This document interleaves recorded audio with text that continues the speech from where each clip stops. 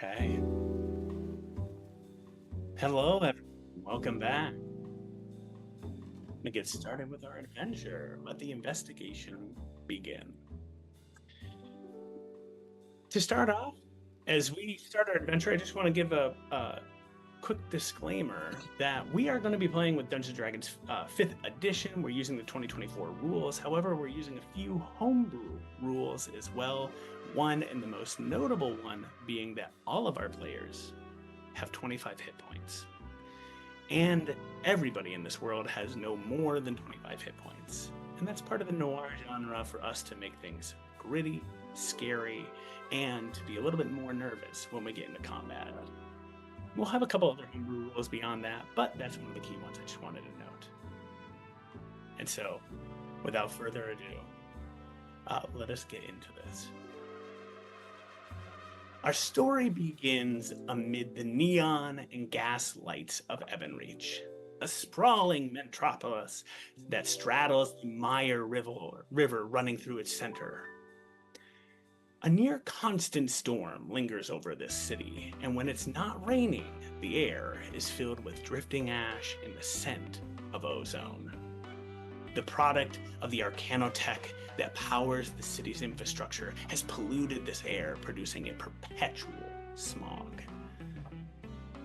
Towering skyscrapers of blackened steel and enchanted stone loom over the dimly lit streets, casting jagged shadows that move like the city itself is alive. Some might even say that should you draw too close to an alley, too close to the shadows, you might be consumed. The name Beatty's Diner flashes in neon runes, flickering on the corner of Canal Street, as a man exits into the steady rain, pring pring, of the bell from the door. And as the door closes with this bell, the man sighs heavily, reaches into his pocket. There's the sound of crumpling paper, fast approaching footsteps, a cry for help, a bang! A gunshot rings through the air, and the body falls with a splash to the streets. But our story actually begins in the office of one Veronica Falls. Ronnie, would you do us the favor of introducing yourself, what Ronnie looks like, and what your office looks like? Ronnie is an Eladrin stuck in perpetual autumn. She's got two little antlers, kind of dark hair the color of like autumn leaves. She's pretty pale olivey skin, and like she probably could use some more sun. And she is dressed very simply in a blouse and like a pair of slacks. She's got a holster where you can see her gun, and her office is dingy. She doesn't take care of it so much. There's a well-worn couch. She's sitting at her desk. There are too many cups of half-drunk coffee around her. As you're sitting there in your office, are you currently awake? What are you looking at in this moment in time? Oh, I think she's probably not a super awake. I mean, she's dozing, like you would see a cowboy doing, with the hat sort of pulled down. She's sort of sitting up at her desk, but she doesn't have anybody in there at the moment, and I think she just wrapped a case, so she's kind of trying to catch up on from a couple of stakeouts. Perfect. As you're sitting there, right, you hear the a rap against your door. You know that just beyond this room is where your secretary Shug works, and you can see that there's a shadow at the door here as somebody's knocking on it. What do you do? I sort of rub a little bit of sleep out of my eyes, and then, yeah, come in.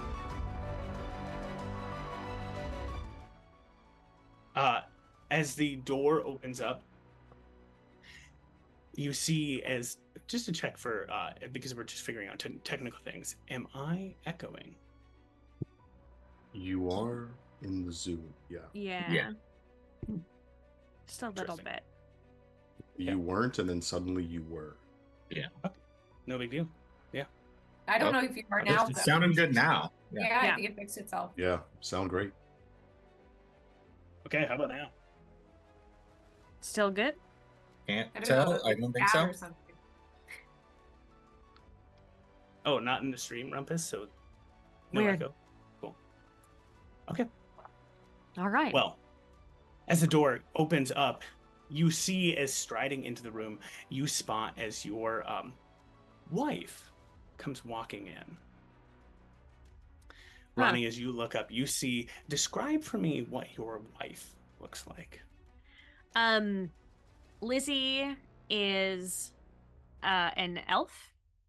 She is much taller than I am. She's around almost 6 feet tall. She's got that classic white hair of an elf. She's exceedingly kind and impeccably well dressed. She's sort of always bringing in lightness with her, and she smells like flowers all the time. That smell of roses, of flowers sort of overpower you for a second as you see as your wife Lizzie stride into the room. You see as she looks up at you and goes, "Have you not had any rest recently? You need to close your eyes." Oh, I was just grabbing a couple of minutes. It's fine. I just wrapped up the case. I will be able to come home and sleep in our bed tonight. Okay. So much, I promise. I'd really like that. Also, have you been eating at all? I know you haven't. I made you a sandwich. I had coffee twice today. Oh, well, a balanced breakfast also requires at least a sandwich. In this case, I just made a simple peanut butter and jelly sandwich. Great. You see as she pulls it, and as she raises it up, you see a bit of the jelly sort of smashes and pushes onto her chest right above her heart. You have a little something on your... I think I start to get up to try to reach for her. As you get up to start to reach for it, you see as that jelly continues to just slowly seep and spread. Lizzie, what is... Let me just help you here. She looks down at the jelly, looks at you. What is... You have... Maybe you should sit? I don't know what this is, but it's not... something's wrong. I think something's wrong. So if you could just come over here. And she goes to take Lizzie, like, in her arms. As you reach towards Lizzie, before your hands even touch her, you see as the jelly shifts from just more of this like pinkish, almost like strawberry or raspberry jam, to like a deep blood red that continues to seep and grow and spread from right above her heart. A second later, you hear a bang, bang, bang, bang. You are snapped out of your seam. You are standing, just getting up from your desk, and the knock against your door wraps you awake. Yeah. Come in. You see as Shug comes walking into the room. Shug is dressed in like somewhat like a nightclub garb at this moment in time. As Shug is sort of walking in and goes, Have you been dozing off again? Yeah. Yep, just a bit. Oh, But, okay. Well, you gotta wake up. Florence is here and she wants updates. Oh, great. Always love to deliver good news. Do you want me to send her in now, or do you want to get yourself in your room a little tidied up? Looks tidy. Looks tidy. Okay. Suit yourself. Shug turns, striding out of the room. And the first thing you hear Shug say is, "All right, Ronnie's gonna see you now. Just a heads up, it's a little bit messy in there, so don't worry about it so much. If you see 10 to 15 cups of coffee, that's normal. And you hear us, oh, I already know. And you watch as striding into the room, you see Florence, your current client, walking into the room.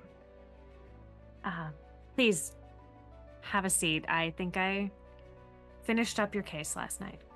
Do you mind if I move some of this trash on the couch so I can have a seat? Oh, sure. I just kind of sweep it all off, like into like one of the boxes that is on the ground. It's just like, yeah, there you go. Thank you, There. thank you. I'm sure Shug will clean this up later. Yeah, I'll clean it up as soon as my pay gets increased. You see as Florence takes a seat, just kind of wringing her hands. She looks at you. So, what do you know about my husband? Yes. Yeah. Well, I was able to get some pictures for you. Hey, can I see them? Do you maybe want a drink first? Of some kind? Sure. I'll take a drink. Yeah. I just hand her like a whiskey. Just straight up whiskey. Absolutely. Whiskey, great. It's in a mug though. Okay. You see, she takes in both hands. Looks up at you.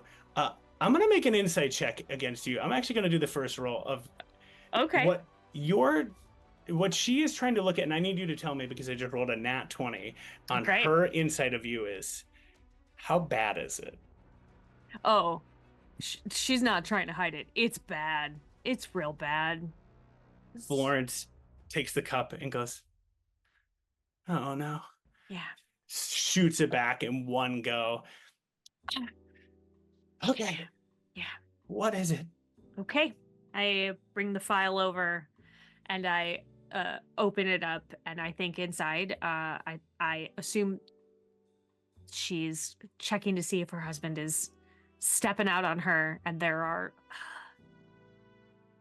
not so nice photos of him with several folk. You show these photos, and this Florence is looking at them. You're looking at them as well, right? The other night, you went over to Snake Eyes Casino. There you saw as Florence's husband went to the casino itself. You saw as he was glad-handing, connecting with a number of the different staff and other individuals who work at the casino, gambling away a large amount of money that evening. Your photos capture some of that, and you see as Florence slowly pulls one after another. You eventually see as Florence turns, seeing as her husband is now kind of glad-handing and hanging out with a couple of the constables and other staff on the police force that run in Ebonreach. And you see she goes, oh, and then starts to pull to the final photos, which you know are the ones revealing very much that he is having an affair at this moment. I'm gonna put my hand on her hand to pause her. Do you think you even need to look at the last ones? Looking at you again, she is going to take your suggestion in this moment of time. She, with an nat 20 insight, right? She's already gotten a sense that, okay, it's bad. But she's looking at you carrying through with that skill check to more or less say, should I look? You know what's in them. You know. Maybe I don't need to see it. You see as she locks eyes with you, looks down at the photos.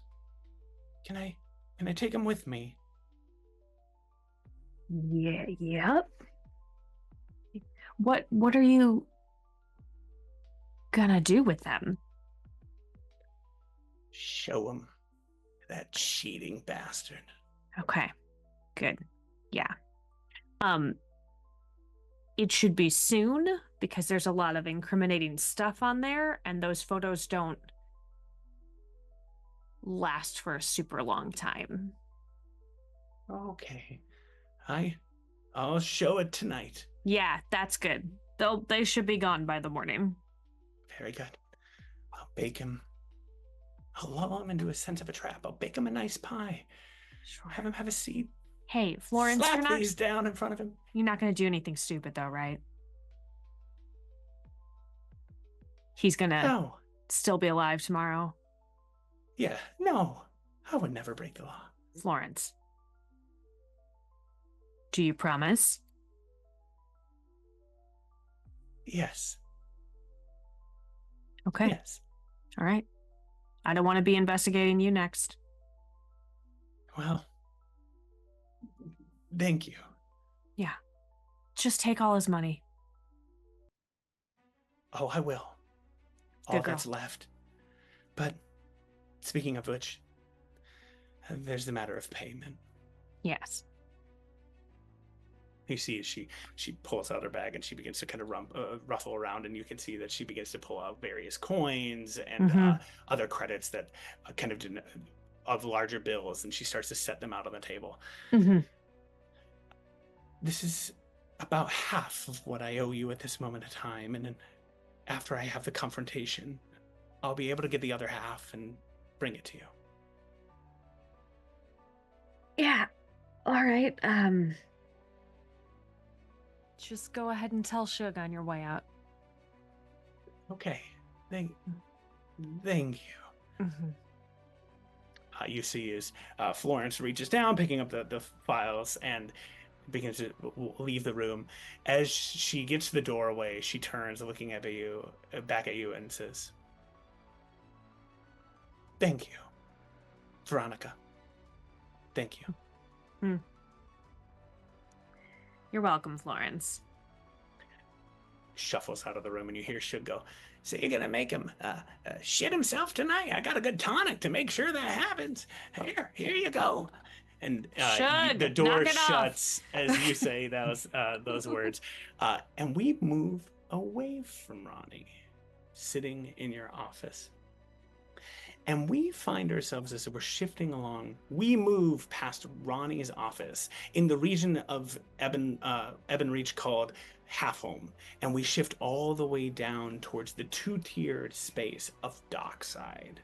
Here we find the various wharfs where ships and trade constantly flow in and out of Ebonreach. And we find that there's also airships docking in through the upper half of Dockside as well, where many very important people, aristocrats and others, embark and disembark and arrive into the city. As we come into this space, we move past the hustle and bustle of the wharf, and we find ourselves instead of moving towards a series of very old looking ships. This is a space of living and home in Dockside. And as we come into this space, we arrive into one of the old rickety ships. You can see a bunch of holes in the base of the ship itself as water slowly seeps into the ship, but because of the way that it's moored, it's never going to sink, at least not for now. And I ask, Cordelia, what are you up to at this moment in time, and what does your room look like? So Cora Clearwater is a tiefling with sickly lilac skin. She looks like she hasn't been eating as well as she necessarily could, but she's got a determined glint in her yellow eyes. Her hair is like mousy brown and kind of frizzed up from the salty air. And she has two stubby little gray horns.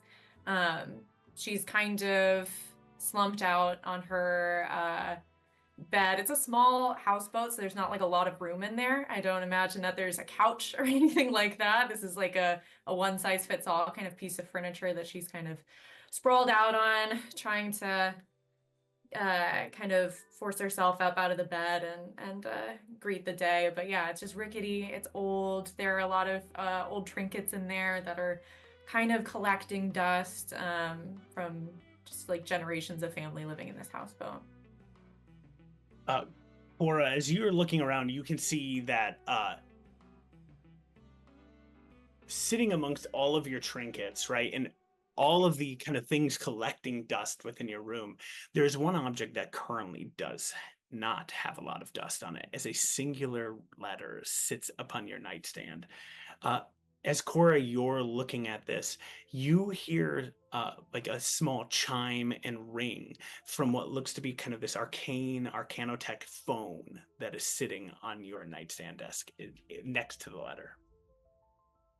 I very pointedly avoid looking at the letter. It's all I can think about. I avoid it, and I pick up the phone and say, "Hey, hello." As you pick up the phone, you hear on the other side, Cordelia.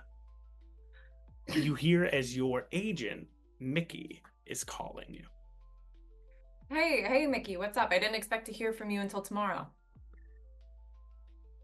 Things have changed. We need to continue with some of the reshoots, and there have been shifts going on over there. You need to get over to the studio sooner than later, if you can. Mickey, more reshoots. It's not my fault. Some of the sponsors wanted this to happen, and you know how it is with Rowan. We have to make it happen.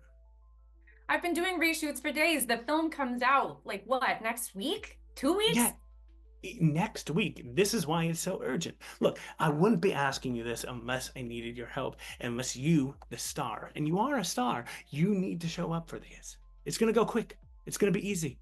Most of the reshoots are for Damon anyway. Well, Damon, mutters half the time and kisses like a dead fish. Of course all the reshoots are for him. When do I need to be there? Now? I can stall for a while if you would like, but sooner than better. All right, I'll make my way over. As you hang up the phone, you look up and you can see a movie poster that was given to you that was brought back to this space. It's sitting up on your wall as you see the film that you star in, A Kiss in the Shadows, starring Cordelia Clearwater and Damon Boggart. And you can see as both your pictures are plastered up. It's very much like this shadowy lights coming through Venetian blinds level of scene. You can see as Damon has kind of like this, like almost like fish lips or like duck lips kiss moving in towards you at this moment in time. And what would you say is Cordelia, the figure on this poster? Are they kind of able to act through this, or is there a little bit of like going on as the kiss is coming towards you? I think Cordelia is like a consummate professional in image. So I think that the beautiful woman on the poster is dramatically looking into the middle distance, kind of away from her co-star, as if these ominous duck lips are going to land like on her cheek. Cool, perfect. As you look at this poster, you look around the room again, and your eyes settle upon this letter sitting on the desk. What do you do? I think I'll sigh, pick up the letter, and kind of fuss with the edges of it for a little bit.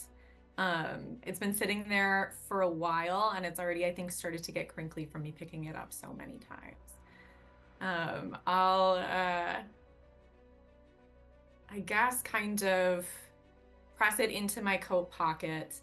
And I'll look up in the mirror and kind of see the face of Cora Clearwater. And I pass my hand sort of over my face and push back. And as I push my hair back, sort of magic casts over Cora, and she begins to become the beautiful woman from the poster. Her features sort of tighten. Her skin flushes into this beautiful, vibrant shade of lavender. Her hair sort of ripples down. It's now auburn. It's shiny and conditioned instead of being sort of frizzled. Her eyes darken into like molten golds. Her horns lengthen into curling indigo. All of her freckles kind of concentrate into beauty marks, and the scar on her face splits and becomes these beautiful silvery dimples. And then when she looks back in the mirror, it's again the woman from the poster who's looking back at me. Staring at now Cordelia Clearwater standing before you, you feel that letter pushing against you. Have you opened it? I think I've probably gotten a similar letter to it before, so I kind of suspect what's in it, but I'll go ahead and open it now. Feeling the crackle of the paper as its kind of time has taken its toll on it, you see as you pop it open, it's slightly crumpled, but as you pull it up, you see that scrawled in very much like almost like cutout letters pulled from various posters and other images that sprawl across Heavenreach. You see as the words, "I know what you have done," scribbled upon the letter. I nod, kind of to myself, and sort of bite the inside of my cheek. I knew that's kind of what it was going to say. And I'll, again, kind of fold it off and put it into my coat pocket and try to shake the moment off and get ready to move out into the city. Perfect. As you head out into the city, you step from the ship. You can see that there's a broken hole upon the gangplank as you try to walk down it. You know that as you look back at the ship, it is full of holes. It is rotting from the inside out. It is falling apart. And you just step down from the gangplank. You look around at dockside. You can see that the wharf is bustling. There's so much life and movement here. However, all of it is sort of dingy, grungy. You can see as dirt and clouds of dust and bits of grime and slime kind of cover everything or float amid the air among the ash. Far above, off in the distance, you can see the spiraling skyscrapers of Amethyst Heights. And you know, or at Spire Heights, and you know, far up there, the air is cleaner. Sometimes there's spots of blue sky. Between those towering skyscrapers and you is a singular large billboard poster of A Kiss of the Shadows, starring Cordelia Clearwater. Then a piece of paper hits you right on the face. And I flinch back. I think it's good that it hits me because I think seeing myself on the screen, I've kind of remembered. I think the paper just kind of snaps me back into Cora for a minute. Kind of like grounded me and reminded me, like, I'm amongst the sea, I'm amongst the salt. I'm supposed to be Cora. That's who I am here. Pulling it back for a second, you see, "You got a problem? Come and get your problem solved with Veronica Falls, the best PI in the biz." And then an address for an office. I'm also gonna like look at that and I'm going to tuck it into my coat pocket alongside the letter. Right. You start to head out. Are you going to hail a cab or are you gonna just walk? Where are you headed to? I think since I kind of like had that momentary shock and jolted back into my more kind of grizzled original form, I'm just gonna walk. I'm just gonna hoof it. Perfect. Save the money on the cab. And are you headed over to the studio at this moment in time? I think I will kind of remember that Mickey said that I have a little bit of time. I don't want to go kiss Duck Lip Damon. And I think I've just reread this letter. Those letters have started to pile up. I think I'm going to go ahead and kind of say, like, what the hell? Won't take that long. And just sort of making my way toward the address on the flyer. Okay. You sort of head towards Half Home in this moment in time. We watch as you walk.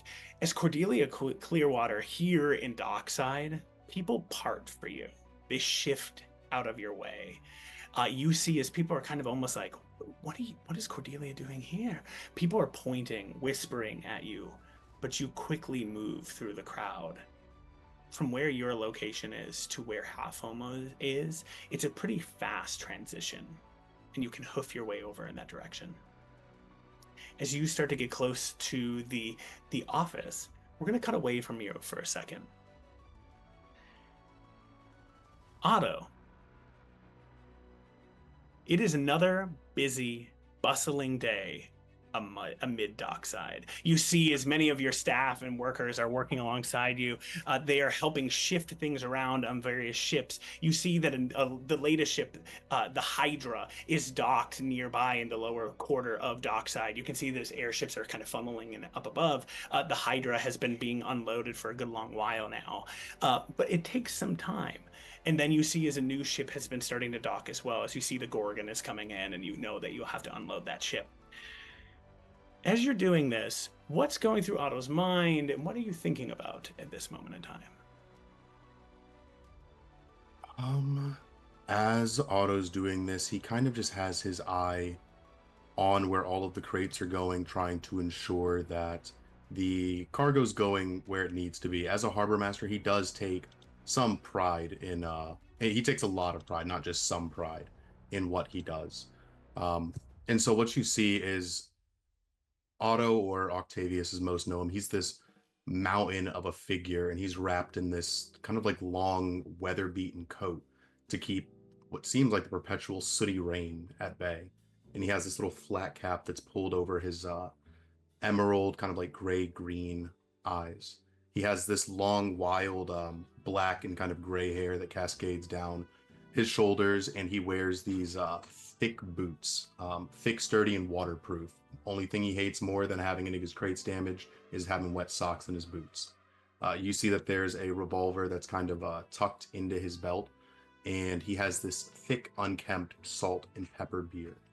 And while all of this is happening, he's keeping his eyes on all the crates. He kind of just starts barking out orders to them. So yeah, that's really all he's doing. Shouting out these orders, right? You see as everyone is giving abasements to you, everyone is tipping their hats to you in this moment of time. They're shifting things around, and like a conductor, like Zephyrus himself, you are able to kind of control the flow and tide of the seas of people that are here upon the wharf. You just hear Otto begin to kind of bark out like, "If you're gonna stand there with your thumb up your arse, you might as well hitch a ride back to wherever you came from. Don't make me repeat myself."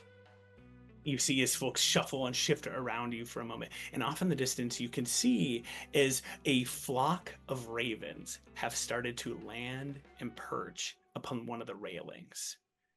This is a common occurrence in Dockside. And you see as another. About 25 ravens sit upon a perch, waiting at this moment in time. What did we say that they are called? They are an unkindness. This is known as the daily unkindness. Unlike in other spaces, people in Dockside don't necessarily always have telephones, unlike in Spire Heights. But what they do have is the ravens. A daily unkindness, like messengers, the ravens will tell you what is happening across the city. And for you, Otto, the ravens will come when they are called, or they will arrive when they are needed.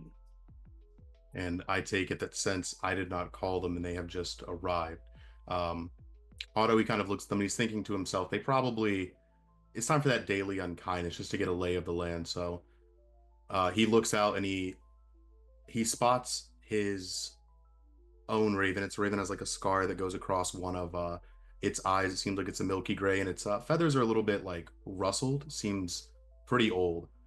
And he goes, "Nimbus, the only kindness out here today. What's the news? What unkindness do you have for me on this wonderful?" And he gestures to the soot and rain that's falling all around him. "Dockside day." You watch as the raven with the scarred, milky eye sort of looks first at you with that eye. And you have this feeling for a moment that the raven is taking you in. You know this raven is blind, but even so, it takes the time to stare at you with that blind eye before turning, looking back the other direction. Murder! Death! Beatty's Diner. Beatty's Diner. I was just there. Did you see any of the redcoats there? Redcoats there. Ah! Yes. No. I can't really understand you when you leave it open-ended like that. You see as the other ravens all kind of start chittering and chattering towards each other for a second, and the raven with the scarred eye just sort of sighs for a second. Yes? This is why I like you. They say never trust anyone in Darkside. Well, never trust a man in Darkside. Never said anything about a bird. Thank you for Nimbus. And now I'm going to reach into my coat pocket and I'm going to pull out what, it's not even really like breadcrumbs. It's an assortment of like nuts and just stuff that I snack on throughout the day. And I toss them out to the ravens. And I'll say, keep it up and give me word if you see any more of those redcoats. I'm gonna go check out Beatty's Diner. Keep an eye on things for me and make sure none of the crates get damaged. I'm looking at you, Pete. And I make eye contact with one of the short halflings that's in there. He's kind of like slipping and sliding, very new on the job. Make sure he doesn't mess it up. The second you say, I look at you, Pete, you hear, oh, and then you hear a little clatter for a second as Pete looks in your direction, and then you hear as another one of the wharf workers, right, the porters just goes, pick it up, Pete, hurry up. As you throw the crumbs and nuts, you hear, all the ravens suddenly just cawing, crowing, and calling out into the sky. It is a din that is loud. But as all of them flock around to go and collect all of the food, Venimbus does not move. Venimbus stares at you for a moment as that milky eye seems to take you in again, and then it stares out, watching the scene as a whole. For as long as you've been at Dockside, how old are you, remind me? I actually just had to come up with this, 42. You think easily Venimbus might be double your age. Oh, such an unkindness to be so old. Yet truly kind to be able-bodied and as clear of mind as you. I'll reach out and I'll scratch under his beak. You start to make your way over towards Beatty's Diner. As you do so, we cut away. You're making your way towards Beatty Diner and Half Home. We go to our final cast member for a moment. Vic, where are you at this moment in time? I think Vic is on his patrol. I think he is. He's walking the streets. Vic is a beat cop. So he is in his uniform, kind of ambling through the mud and the rain. I think he walks with a little bit of a limp, for old war injury. He is an orc, probably in his late 30s. He's got his the like standard uniform on, little cap. He's got a heavy coat on. There's a couple strands of gray in his relatively trim beard. He has also a couple of like earrings up in his kind of long ears, but otherwise just has a real furrowed brow. I think he's probably forgotten how to unfurrow said brow. But yeah, he is ambling along his patrol route. As you're ambling along your patrol route, you can see that folks kind of are just shuffling to your side, to the sides of you. You're slowly kind of navigating it, less that it's parting and more that you can just flow with the crowd here. As you are going along, there's a weight upon you. It's been a late night last night. It's been a long day. And as we come into the second half of our day here, we're getting towards almost dusk at this moment in time. You're looking around, Vic, and you get a second where you see another beat cop off in the distance, sort of like flagging for you to come over. Yeah, I'll head over. Shuffling along slowly but surely, you make your way over to the other beat cop. You see as Roderick stares at you for a second and goes, "Coffee?" Thanks, Roderick. You're a gem. So what's the unkindness? Unkindness all about. You didn't hear yet, huh? Pretend I didn't. You're off duty. Well, you're off this duty. You gotta make your way over to Beatty's Diner. What's going on in Beatty's? Well, we're short-handed. Something's going on over there. I recommend you go take a look. Is that a recommendation or a formal request? You look as Roderick looks down at your chest. You look at Roderick's chest as well. You can see that Roderick is still wearing the badge and pin of the Evanreach enforcers and constables. You look down, and yours is missing. Oh. And I don't know where it might have gotten to. Do you? If you want to, you can pat around for a second. Yeah, I think I'll pat around. It's in your pant pocket. Okay. Sorry. Yeah, I must have left this there. Listen, I'm not trying to pull a long shift today. I got stuff I got to do tonight. No chance this can, somebody else can handle this, right? Somebody probably could handle it. You've been asked to go. Joy of joys. And he's gonna just take some coffee. All right, off to Beatty's then. Hey, and next time, keep the badge out in the open, right? Make sure we know. Make sure people around you know who you are. When I want people to know, people know. I do. I've been moving through the crowd. It's kind of nice with the badge out. The crowd kind of parts in front of me. Yeah. See you, Rod. See ya. You shuffle off and start to make your way over to Beatty's. All right. What is going through Vic's mind in this moment? Vic is he's a little nervous. I think there is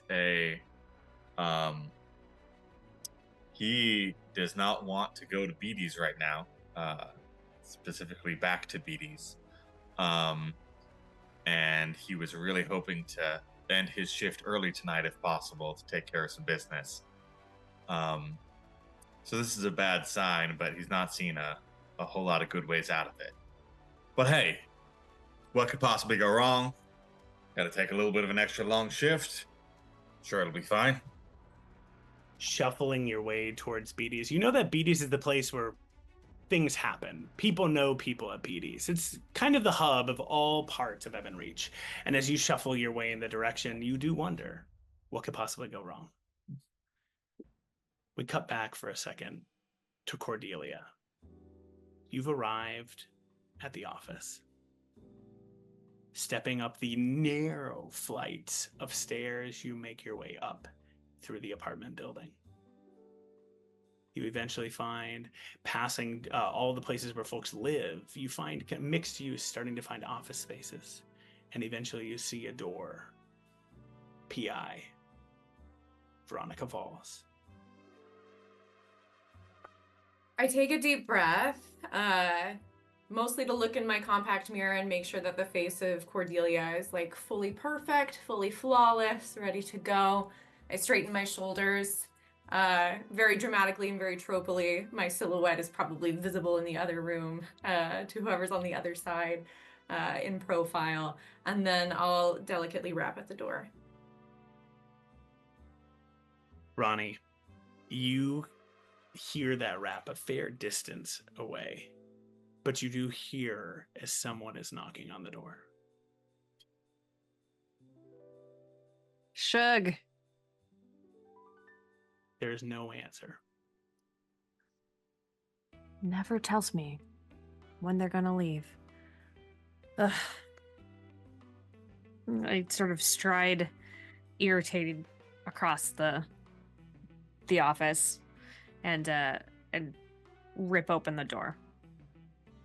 Stepping forward, the door rips open, and standing before you is Cordelia Clearwater. Are you lost? I don't think that I am. I found a flyer. Word around town is you're the person to go to if you have a problem. That is, if you are Miss Falls. Sort of step back and gesture into the office. I will walk in. I am visibly disgusted. Just sort of looking around, kind of wrinkling my nose at the level of disarray, but I try to quickly mask that. It's not fully successful. Yeah. Well, it seems like this is an awfully cozy place. Yeah. What can I do for you? Well, you see, I'm in a bit of a spot, and I wasn't quite sure where to go to. Having a little bit of trouble with my mail. That's a new one. I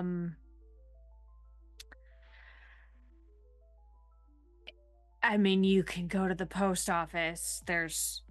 No, no, it's not a problem with its delivery, I suppose. It's that its contents are a shade darker than I'd like it to be. And I'll go ahead and take out the note that says, I know you did. Ronnie takes it and it sort of examines front and back and then says,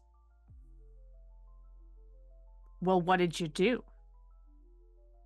That's not really the question that I have, Miss Falls. What I'm looking for is for somebody to find out who's sending me these. That's what the case would be if you're Right. taking cases. But in order for me to determine who would be sending it, I would have to know what you've done in order to find out who that would affect, who would want to send you this letter. I mean, part of the issue is that these letters keep coming when I'm not there. If I told you the place where these letters were arriving, surely you could do, I don't know, what is it you detectives call it? A stake-in? If you were able to do that, you'd be able to, see if anybody's coming and going who's not meant to be. I don't know if it's all that important to know what I've done. I know what I've done. That's not the case, detective. I mean, it is the case, but I'll figure that out as well, I suppose. Standard rates. Yes, yeah, absolutely. I don't know if I've introduced myself. Goodness, I guess I'm kind of just assuming these days that people might know, but Cordelia Claremont. Great. So will you be paying in cash or? Oh, yes, if that's what's preferred. Great. Half up front would be nice. Oh, but right now? Would you like me to wait to start on the case or? No, I suppose it's not a problem. And I'll kind of rifle through my pocketbook and just also check the flyer very discreetly because I don't remember what the rate is.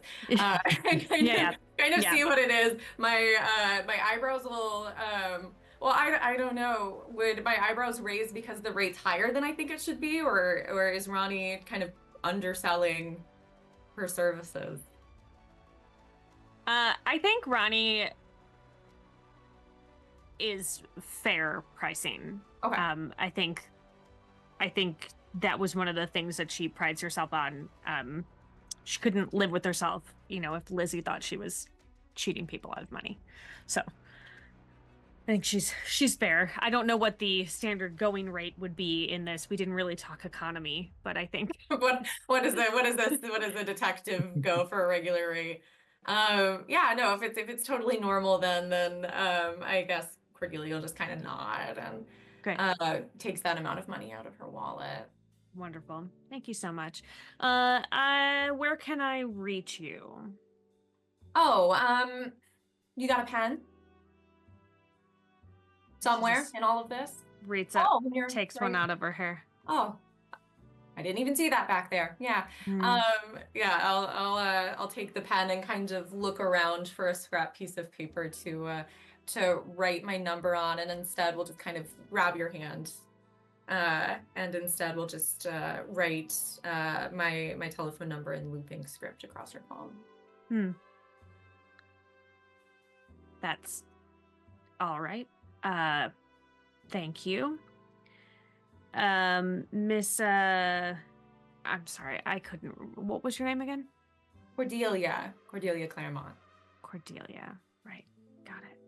I I'll think remember there's that. it might be, I mean, if you look out the window, it might be kind of visible.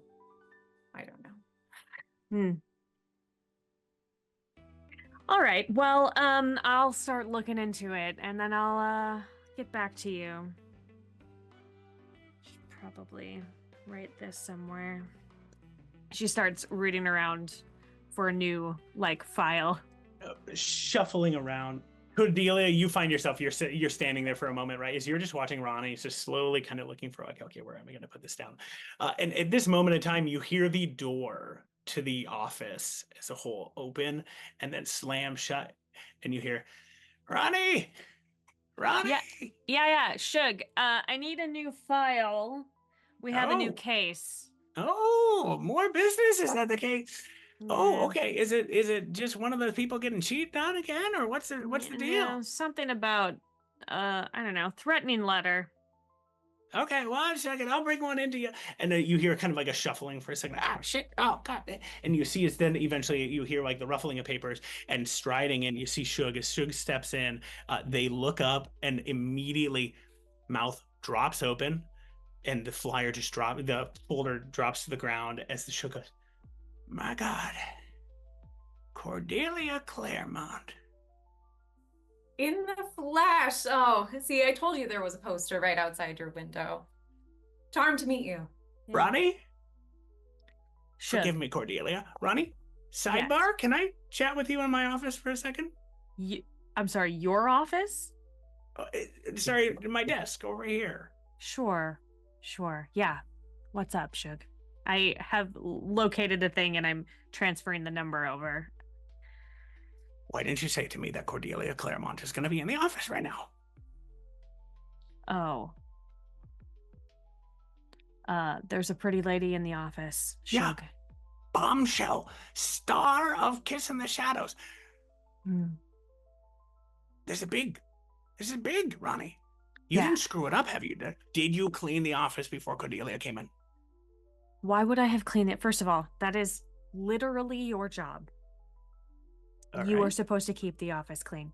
And second of all, I didn't invite her here. She came as a client and knocked on the door, and you were not here to let her in. She's here? She found us?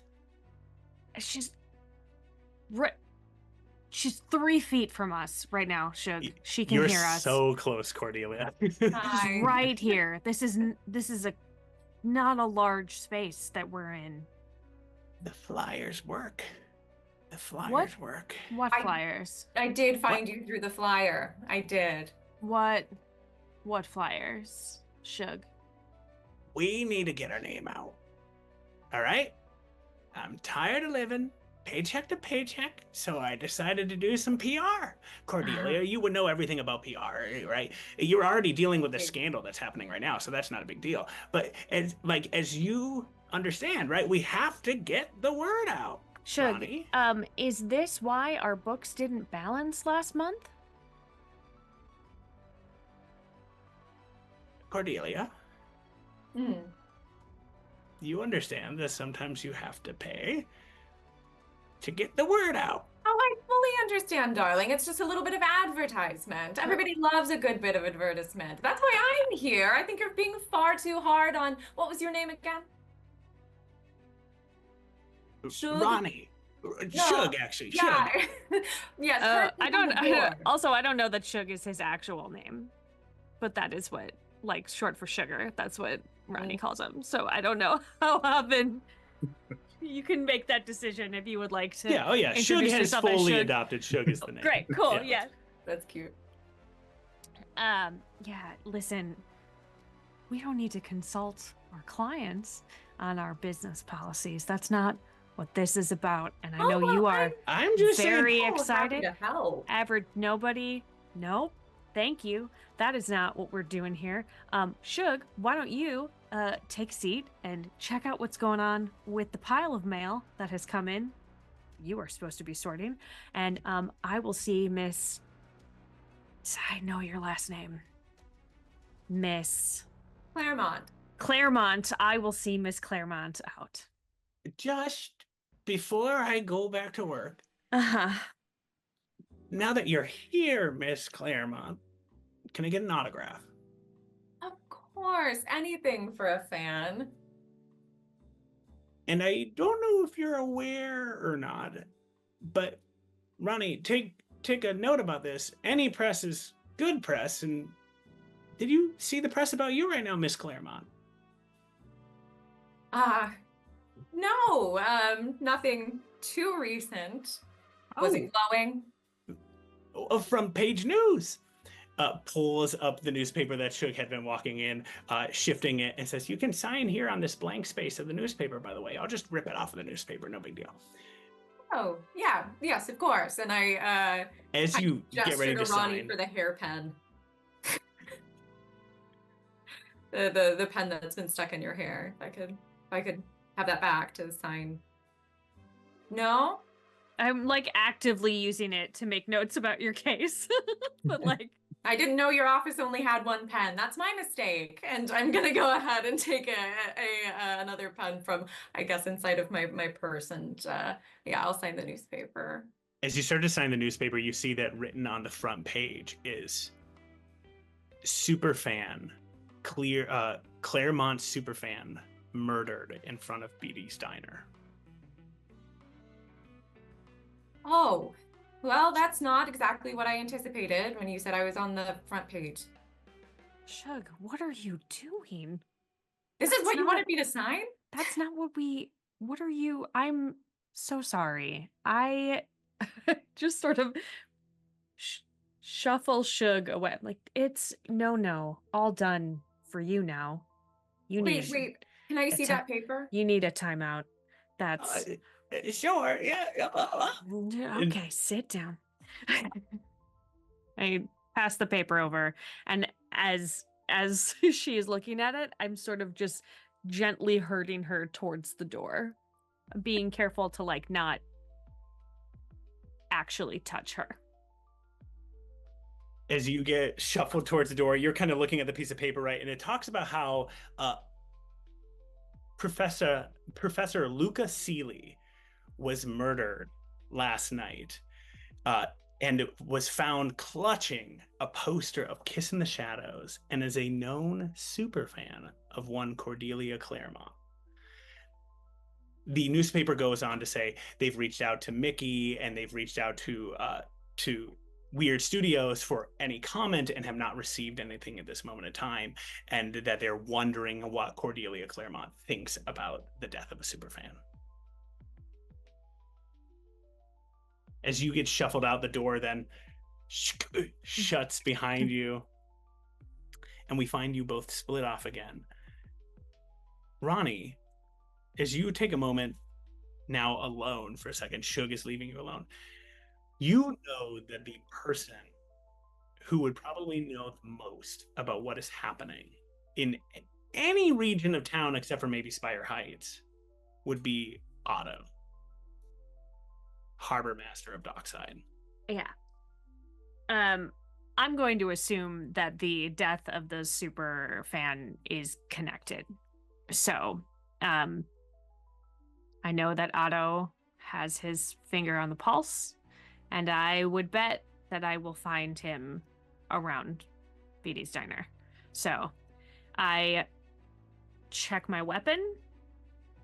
I check that I have my wife's ring around my neck still, and then I grab my trench coat and I head out. Perfect. As you're heading out, Cordelia, what are you doing? I think, staring in horror at the worst autograph I have ever given. And I fully have the paper still, that Shug desperately wanted me to sign. And I think my hands are shaking. I don't quite know what to do with this. Would I recognize the name of this person because they're a super fan? Like, are they a known super fan to me? I'm going to ask you a question. Do you know any of your fans? I think that Cordelia is likely very charming during fan encounters and doesn't remember any of their names or anything about that. And that she's probably met some fans, but keeps, kind of distant. She's mostly a screen persona. Perfect.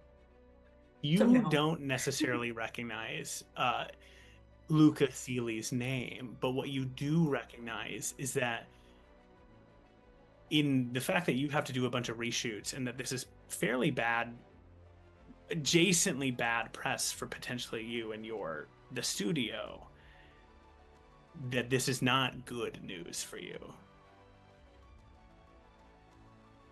Okay. I am, I suppose, going to keep the newspaper just in case I can't remember this man's name later. Is she still outside the door? 100%. I think I'm still very like dramatically silhouetted through the window. Because I mean, that's my paper.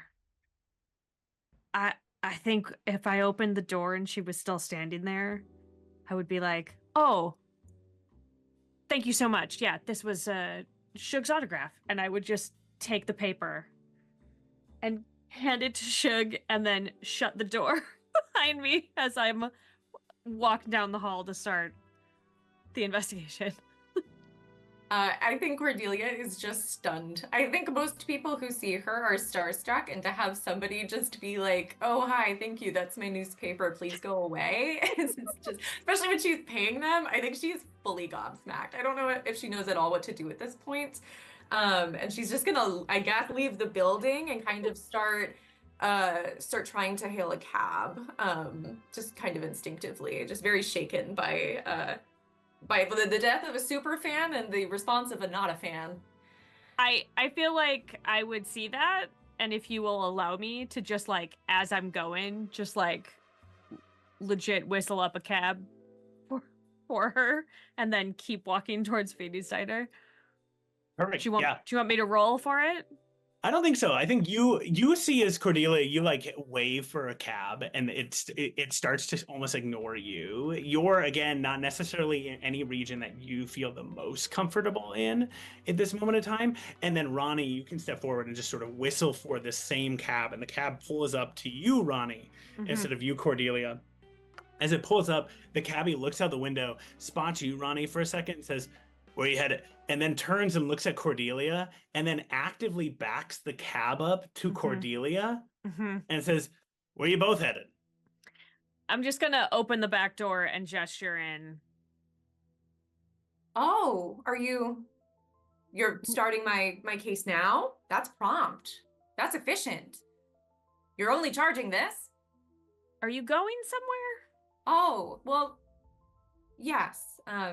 Thank you for the cab. It was nice meeting you. Yes, it was nice meeting you. You have to tell me where you're going or you're not going to get anywhere. I'm not a mind reader. I'm sorry. I'm supposed to go to Weird Studios. I'm meant to do some reshoots. It was nice meeting you, Miss Falls. It's nice to meet you, Miss Claremont. And then as you get in, I just shut the door and I lean up front and I say, Weird Studios, and try to avoid the potholes, will you? And then just sort of pat the car and I walk around the back. Roger that. Go. As the car takes off, you hear, "So, Cordelia, sorry, Miss Claremont, if I may be so bold, sorry about that. You hear about the bad news?" And then it just drives off towards Weird Studio. Ronnie, you start to make your way towards BD's Diner. Right. As you are all traveling along, Cordelia, you draw close to Weird Studios. As you pull up towards the gates, passing through Half Home up into Spire Heights, you see as a few constables are standing around and milling around Weird Studios gates here in this moment. And you see as Mickey, your agent, stands there as well. Mickey, you see kind of almost like very jittery, often drinking a cup of coffee, among other things, dressed in what looks to be like an oversized suit, definitely doesn't fit him. And he is standing there waiting outside of the studios as you pull up in a cab, and you see him almost visibly for a second gasp as you are in a cab as he takes that in. Steps forward and says, Cordelia, get out of the cab. All right. She'll daintily give her him her hand to help her out of the cab. What are you riding in a cab for? Well, I mean, it has wheels and it moves quickly. Next time, tell me and I'll just send a car for you. Oh, yes. All right. Yes, I will do that next time. You see as Mickey sort of fumbles around his pocket and pays the cabbie quick. Stay here for a second, Cordelia. Yes. What's with the suits? Not yours, though it's awful. What's with them? They're always here. It's just been increased security. Things have been getting a little weird on set, right? And we're just making sure that things will go well. All right. Is this about the news? A little bit. I know that you have nothing to do with this, right? I'm not saying anything like that. You would have done the murder or anything along those lines. But what is weird is that the fan was talking about you all night, apparently. Well, people do talk about me, Mickey. That's kind of the point. Also, I need to implore you not to say things like, I know you're not the murderer, but in this kind of time. My bad. What I do know is that I need you and me to not go into the studio anymore and go to Beatty's Diner and make a good PR show of you being sad as hell for this superfan. So I'm supposed to cry over a milkshake and somebody I've never met? Yes. And that Over will look this spilt good. milkshake. People will see that and think, wow, that seems like an empath. Yeah. People eat it up. And I don't know why, but we're going to do it. We're going to sell it. Okay. All right. I like milkshakes. Okay, great. I brought lemons in case you can't produce it here. Not that I assume that you can't, right? You're an incredible actress, but I brought some anyway.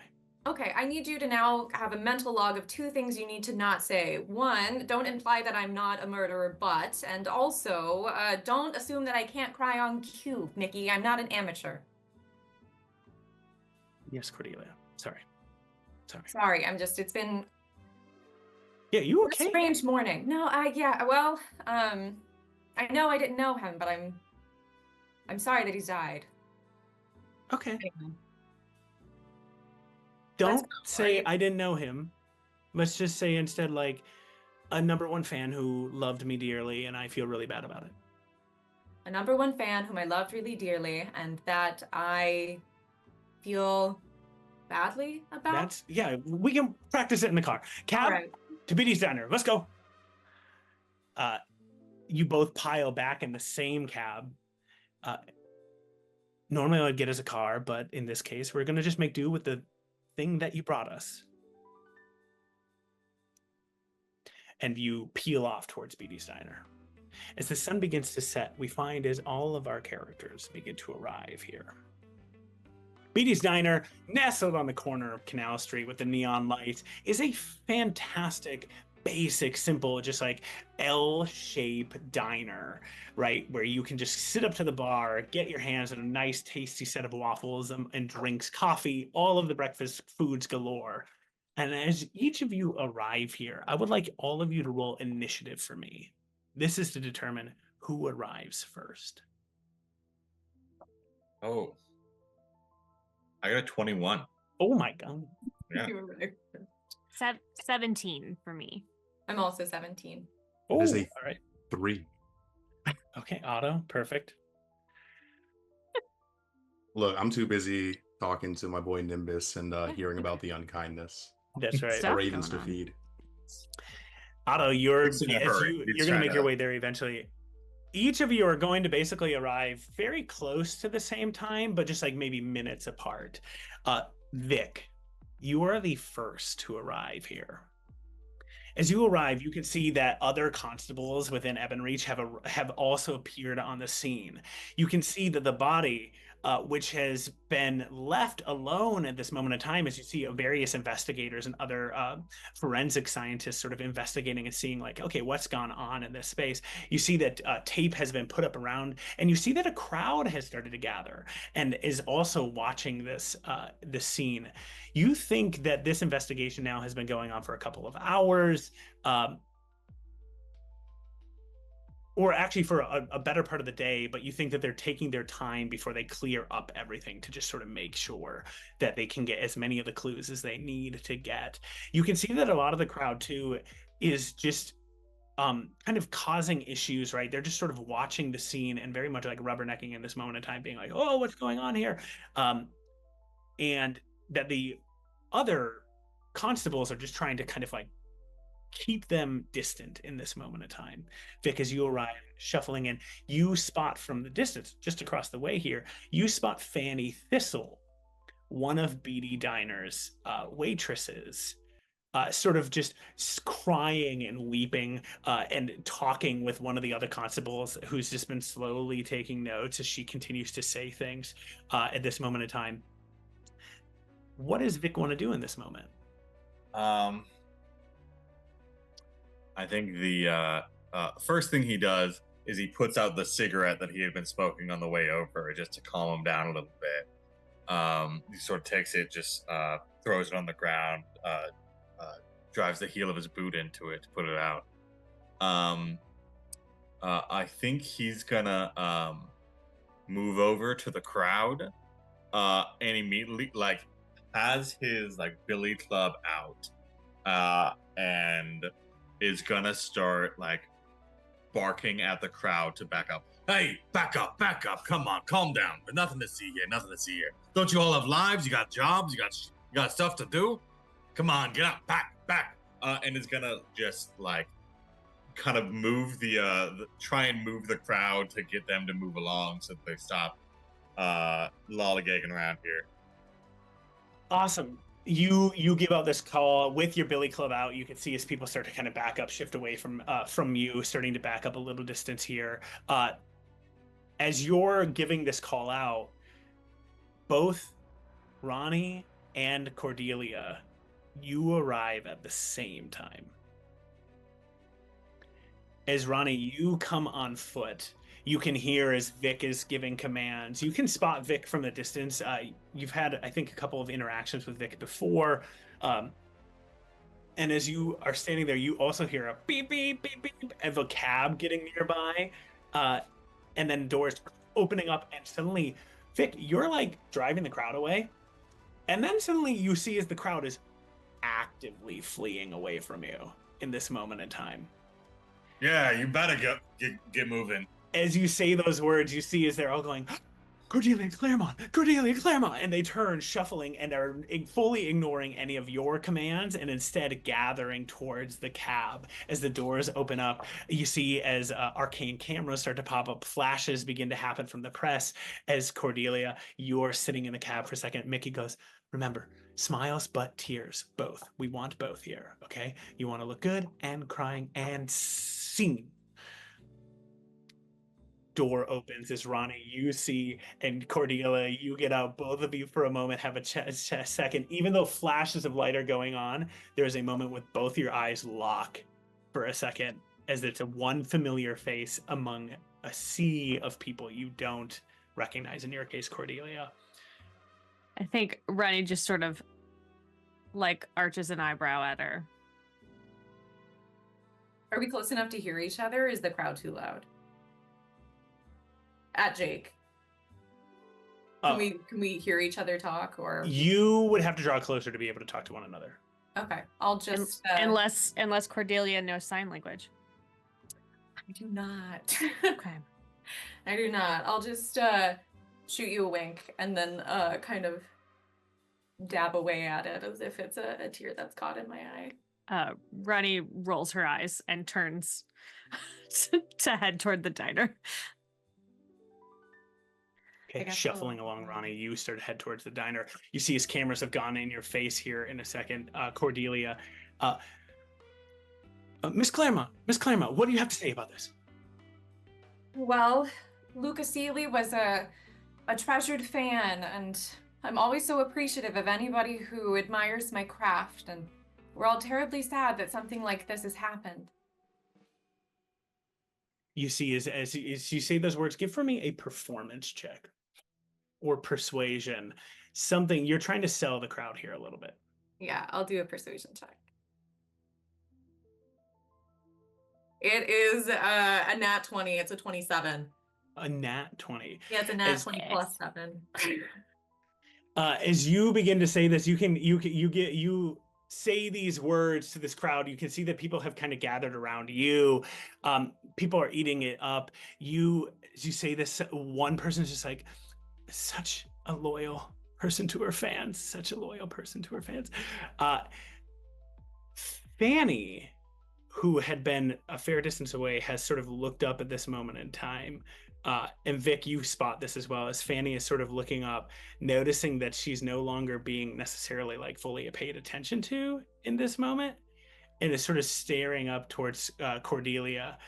The tears that she had been crying are sort of starting to, like, she's sort of pulling herself together,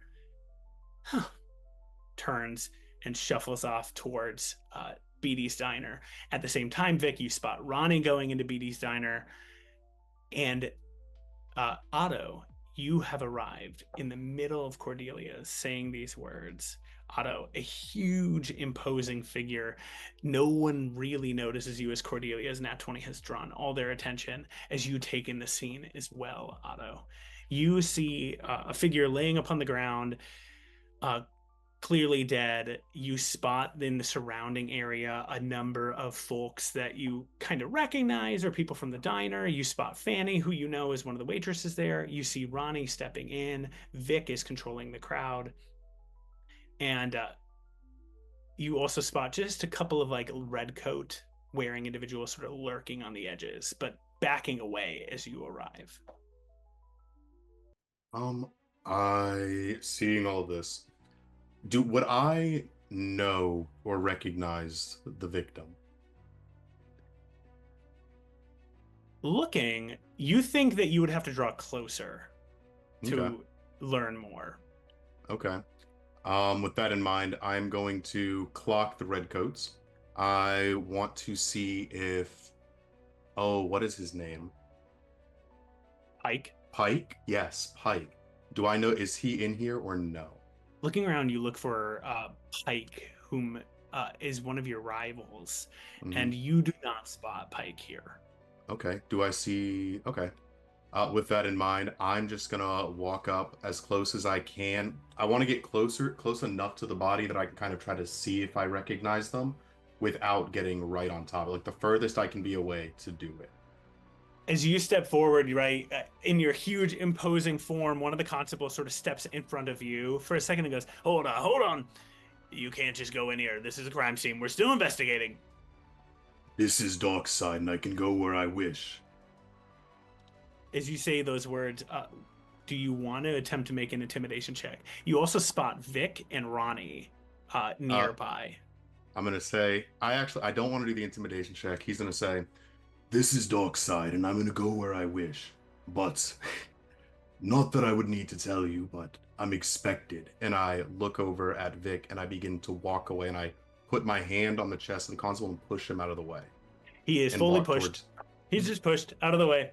In this moment, kind of grumbling to himself, you walk towards Vic. Vic, you and Otto have locked up. You can spot Otto coming up to you.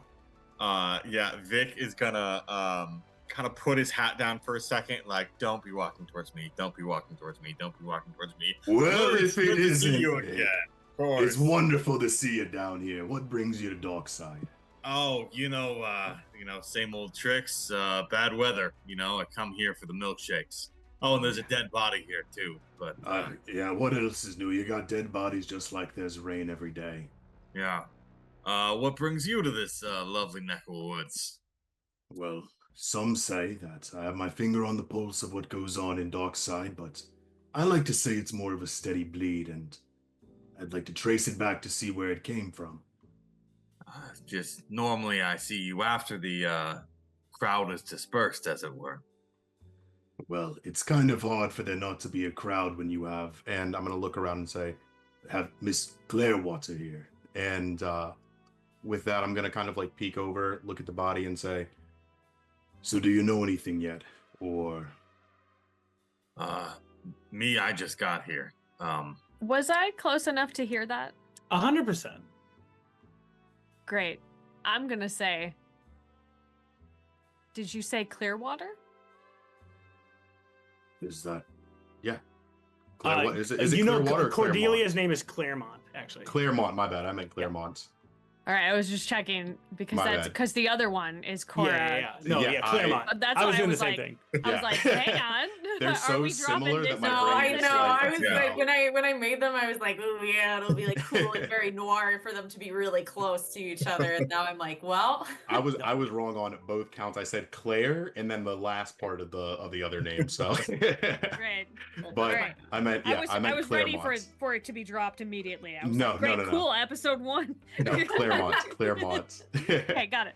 All right. never mind. Ronnie, you do hear Otto. You see Otto and Vic talking as Otto is sort of indicating towards Cordelia at this moment in time as well. You're walking toward it to go into the diner, but you spot both Otto and Vic chatting at this moment too. I'm gonna bring a cup of coffee to Otto. I feel like this is something that I do anytime I want information. Well, if it isn't one Ronnie Falls. And a cup of coffee like usual. You certainly are so sweet. And he's Yeah. gonna take the cup of coffee and begin to sip from it and go, so I've got Vic and Veronica here on the same case. When did you two start working together? Is the firm not going as well as you hoped? And you kinda Okay, look so- I was under the impression that this one was suspended. Hey, look, there are rumors of my suspension have been highly overblown. All right, I'm fine. I'm fine, upstanding. Sure. Yeah. Member of the Evan Reach Police Department, which both of Mhm. you know, as you can speak to my character and its impunity.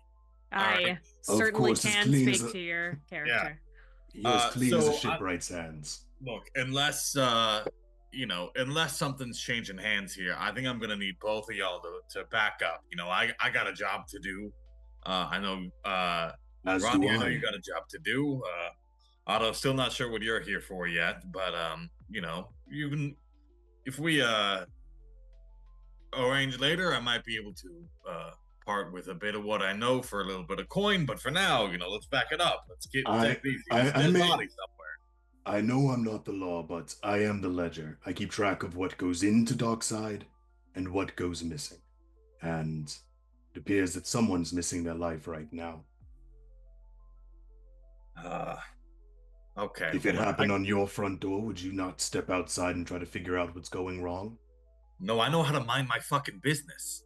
You know how to mind your fucking business. Okay. While and they're, as he while says they're that, Otto, bickering, I'm he's gonna just go gonna look at the body. Great. Yeah. You see that you Some think that idiots. with that nat 20 from Cordelia, with what is going on, Ronnie, you see an opportunity, if you would like, to go and investigate the body. Very much so. Yeah, as you step up, you see that Lucas Seeley, this body looks to be like kind of a tall guy, approximately like 6'2" or so, human, wearing like a mottled brown tweed coat with patches sewn on the elbows. You can see a small insignia of Curio College stitched into the coat. Did I know him? You are getting closer, and as you look at his face, You see that his glasses lay about half broken nearby him. Mhm. You've been to holiday parties with him before. Yeah. What were my impressions of him at these holiday parties? He was an all around just kind of like nice dude, like pretty unassuming. He was a archaeologist and like dungeon delver. You know that he would often go and travel off and go try to like kind of go and do archaeology in various ruins and ruins. Overall, never really like stepped a toe out of line, would always kind of do things to the best of that you knew. Though every time you looked at him in the past, he always seemed to be a bit too reserved, a bit too buttoned up. Looking, you can see that like a bit of chain also hangs off of what looks to be a piercing in his right ear, where some sort of jewelry was probably broken. I'd like to take my pen and just like check his pockets. Make for me an investigation check. At this moment in time, I'm going to now say that Otto and Vic, you are chatting at this moment, but you can see kind of out of the corner of your eye that Ronnie has started investigating this body. Cordelia, you also see as Ronnie has shuffled closer to investigate this body. A huge amount of the crowd is definitely paying attention to you, Cordelia, at this moment. I'm going to have Ronnie roll the investigation check, but should one of you choose to attempt to assist in any way, shape, or form, you are welcome to do so. I rolled a 19 plus 5, 24. Okay. With a 24 on a natural 19, you've gotten the gold standard of things that I'm going to describe to you here. Woo! The first thing you see is clutched in Luca's hand is a small leather-bound journal with all of the pages torn from it. Okay. The words inscribed on the journal say, Per Tenebras Claritas.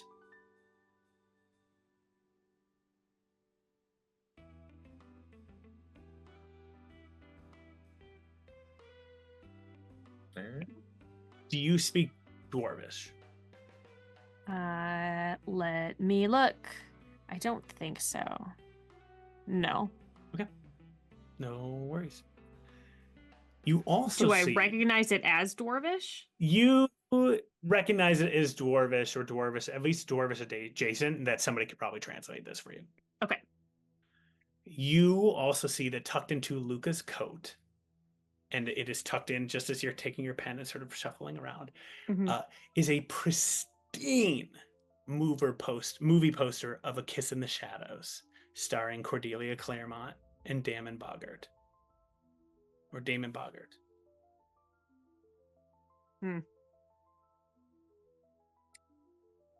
I feel like that's maybe weird. That it's so pristine. So I'm gonna try to pocket it. Okay. Vic and Otto. Yeah, Vic is like, whoa, you're touching the body. No, you don't get to touch the body. What I'm is using this? this. I'm using this. I'm not touching it. Look, when the blind come to your door looking for an eye, you can offer them then. Until then, this is somebody else here. Many drinks have you had this morning, Vic? Okay, that's procedure dubious. Is pretty out of the window here. This I is smell not. at least 3 on his breath. Thank you so much, Otto. Okay, this is spurious rumor. Okay, I'm fine.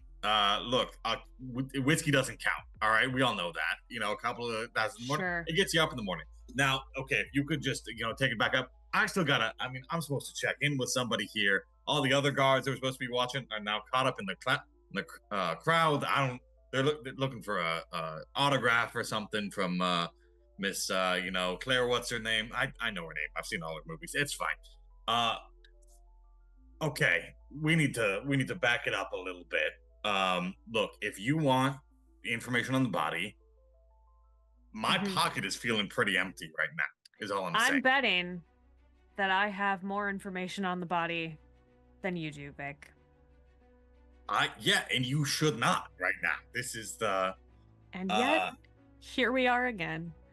And I'm gonna sort of wander away a little bit and catch Cordelia's eye, and then just kind of like gesture with my head at like the alley, and then wander back there. Ronnie, I will say as you're walking away, and I'm going to let you decide how you want to communicate this about the Vic and Otto, who are within nearby the body. They can continue your investigation should you want to step away for a moment. And Otto, yeah, I want to get to you in just a second. I just want to tell Ronnie this. The things that you've found, you know that there are more things that you have found, but you've been interrupted. You can direct them, and I will tell both of them more information because of the role that you got in, or you got. So yeah. Yeah, I'm gonna say it turns out my client is that bombshell over there. You think you could take over here while I have a word? Well, Vic, do you think that you can take over? Do you feel up to it? Yeah, of course I can take over. I've been trying to take over this whole time. So yeah, if you could, give me Give the you a space hand. here. I'll give you the hand that you're asking for. I understand. A little bit of whiskey in the morning has you feeling like you don't have your land legs. He like as he's talking, pulls out a cigarette. I've been trying to quit, and this is it is not the time for it.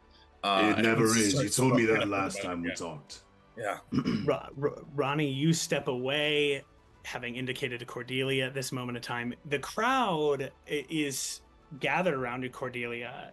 Mickey has been sort of trying to push people away from constantly getting your autograph at this moment. As Ronnie catches your eye, Cordelia, Otto, and Vic. I'm going to start with Otto and Vic here for a second before Ronnie and Cordelia. However you want to extricate yourself from the crowd, you can do so. Otto, what is going on?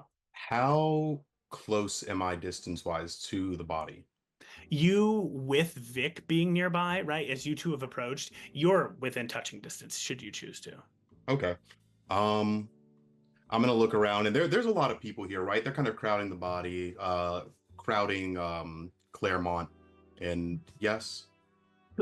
Claremont has pulled a lot of people away. You're actually kind Okay. of like claiming an opportunity here to be isolated. Even the other constable is kind of recognizing that Vic is nearby you. You've gotten kind of almost like the opportunity to be like, nobody's looking at you for a moment. I got you. I would like to do either investigation or perception to see what I can clock on the body. I'm not actively going to try to take anything or the like. I'm letting Vic take charge of the situation, but I still want to be aware of what is happening or what might clock my interest. As you're looking, you're going to carry through with Ronnie's investigation check here. You're not as good of an investigator as Ronnie, right? No. So instead, you'll have advantage on your investigation check or your perception check, your choice. Okay, I'll do it on my perception because that is much better than my investigation. Okay, the first one is a 14 plus 6, and the second one was a natural 20. Whoop, whoop. A natural 20? Seriously? For the second one? All right, Yeah. well, great. All the clues are coming. Okay. Vic sees Otto like digging through the body and is just sort of giving up. Like, I'm only letting you do this because of the thing at the time of the powder keg. This is we're even after this. All right. I'll determine when we're even, but I feel like for not tampering or tarnishing the evidence, you should get your cigarette out of here. Don't you know protocol? All right. He's gonna like walk like 10 feet away and pretend he doesn't see this. Yeah, and you wonder why people think that you lost your job. Otto, with a natural 20, as you're looking here, Vic, you go and stub out your cigarette for a second. You'll come back in just a moment. But with a natural 20, you are a rogue. You are not a stranger to picking through people's pockets very quickly, or at least finding information very fast. But in addition to that, you're not a stranger to magic. Ebonreach, as an Arcanotech society, magic is everywhere. And as you're rifling around on Luca for a second, you can tell that there is traces of magic on him. You think that at least more than one spell has been cast on Luca's body in this moment. You don't have the schooling to know what schools of magic they are, but you know that at least more than one spell has been cast on Luca's body. In addition, as you're moving around, quickly touching the body, Vic, you can see this happening as well. You find that where Ronnie had pulled out the poster, you find instead there seems to be like a seam stitched into the side of the jacket. And if you want to, you can cut the seam open as there appears to be a hidden pocket. Oh, absolutely. I'll do that. I'll lean forward and slice it open. I'll take out my dagger and cut open the seam. And I'll say, first, I want to look around and see, is anybody looking at me? Are the redcoats paying attention? Are there people within the room that are trying to clock me? Dockside's not the safest place, so I imagine that people are, they got sticky fingers and can be a little restless sometimes. Looking around, you don't think anybody is necessarily looking at you at this moment in time. Okay. Then yeah, I'm going to cut it open. I'm going to take whatever it is, and I'm not going to look at it immediately. Okay. I'm going to put it into my coat pocket. Is there anything else of note on this body? Are there any, like... Go for it. I was going to say, like, any signs of injury. I think it was they got shot. Yes? You looking, yes. They look as though, ooh. I'm trying to find, You can see that there is a gunshot wound. I'm going to now ask you, and Vic, feel free to weigh in as well to this. Otto, you're looking around at injuries, and you see that there is an injury that is happening in Luca's mouth, but you can't see it close enough right now. Do you, Otto, want to push for information by digging for this? Absolutely. 100%. Looking around, Otto, you know that there's one thing to kind of like be briefly cursory looking at the body, right? At this moment where you're about to open the body's mouth up and start to dig around in there, there is an opportunity for people to be like, well, that's a little bit more weird than normal. People have died in weirder ways than this. When you're looking at something, you gotta make sure you cover all your bases, between the toes, under the tongue, behind the ear. You never know. That people have a way meeting unfortunate accidents here in Dockside. Okay. You do so, and as you open up the mouth, Vic, you see this happening in this moment of time as you open the mouth. I reel back a little bit as the stench of the fetid breath hits me. For a moment, as you look in, you see that Luca's tongue has been cut out. Ooh. Ooh. Another snitch meets their end. I'm gonna motion for Vic to lean in. Be like, hey Vic, come over here. I don't think that even in death we'll be getting much out of them. Come take a look. Yeah. Vic kind of knocks a couple of ashes off the cigarette and comes walking over. Oh, that's gruesome. By the way, I saw you pocket something. If you intend on walking off with that, my pocket's gonna have to get a little bit heavier too, if you know what I mean. Your pocket is gonna stay as light as it is. You gotta make sure that you and I glance around the room and say there are better if it's some things are better left looked at in private and not so exposed to the public. Glancing around, both of you do see that, like, of the area, right? You see Ronnie has moved off into the shadows. Cordelia is about to join, presumably join Ronnie. You look, Beatty's Diner is empty. Oh. Well, Uh, did not realize that. I was so focused on the lack of a tongue in their mouth that I didn't notice anybody else walking out. I go, well, I stand corrected. I guess it's just you and I. Couldn't find a more private place to look at this. Well, no, what I mean is that like Beatty's Diner has nobody in it currently. Yeah. Yeah, It 'cause is a we're space should outside you the want to go diner. hang out. Yeah. Oh, okay. Got you. I'll let Vic finish whatever he's gonna do with the investigation of the body, and I'll say, we can talk more about this at Beatty's Diner. Yeah, Vic has tried every attempt that he knows to in order to get a bribe out of this, and is not getting any sort of response. It was like, okay, look, I would like, we got a normal arrangement here. I look the other way, I get a little bit of coin in my pocket. That's how this has always worked.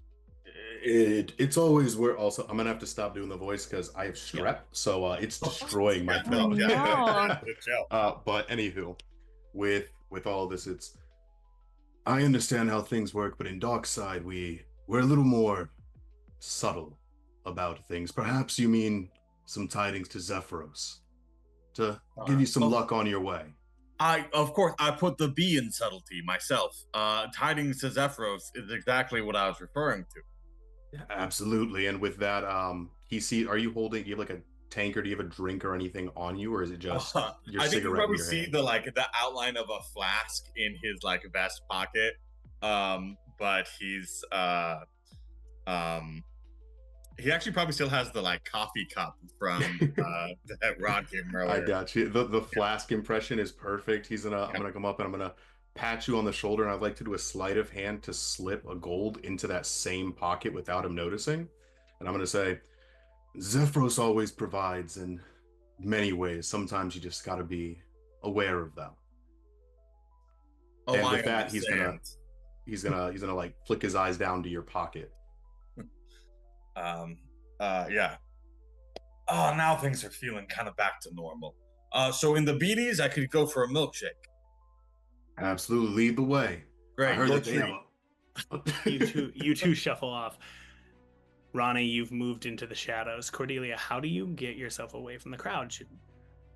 I just kind of, pass the last autograph to the person who's just given me, probably like I'm signing like an arm or something like that. I just hand their arm, kind of push it back toward them, and just take a deep breath and say, it is so healing to be with you all. Just so good in this hard moment, but it's still very difficult. I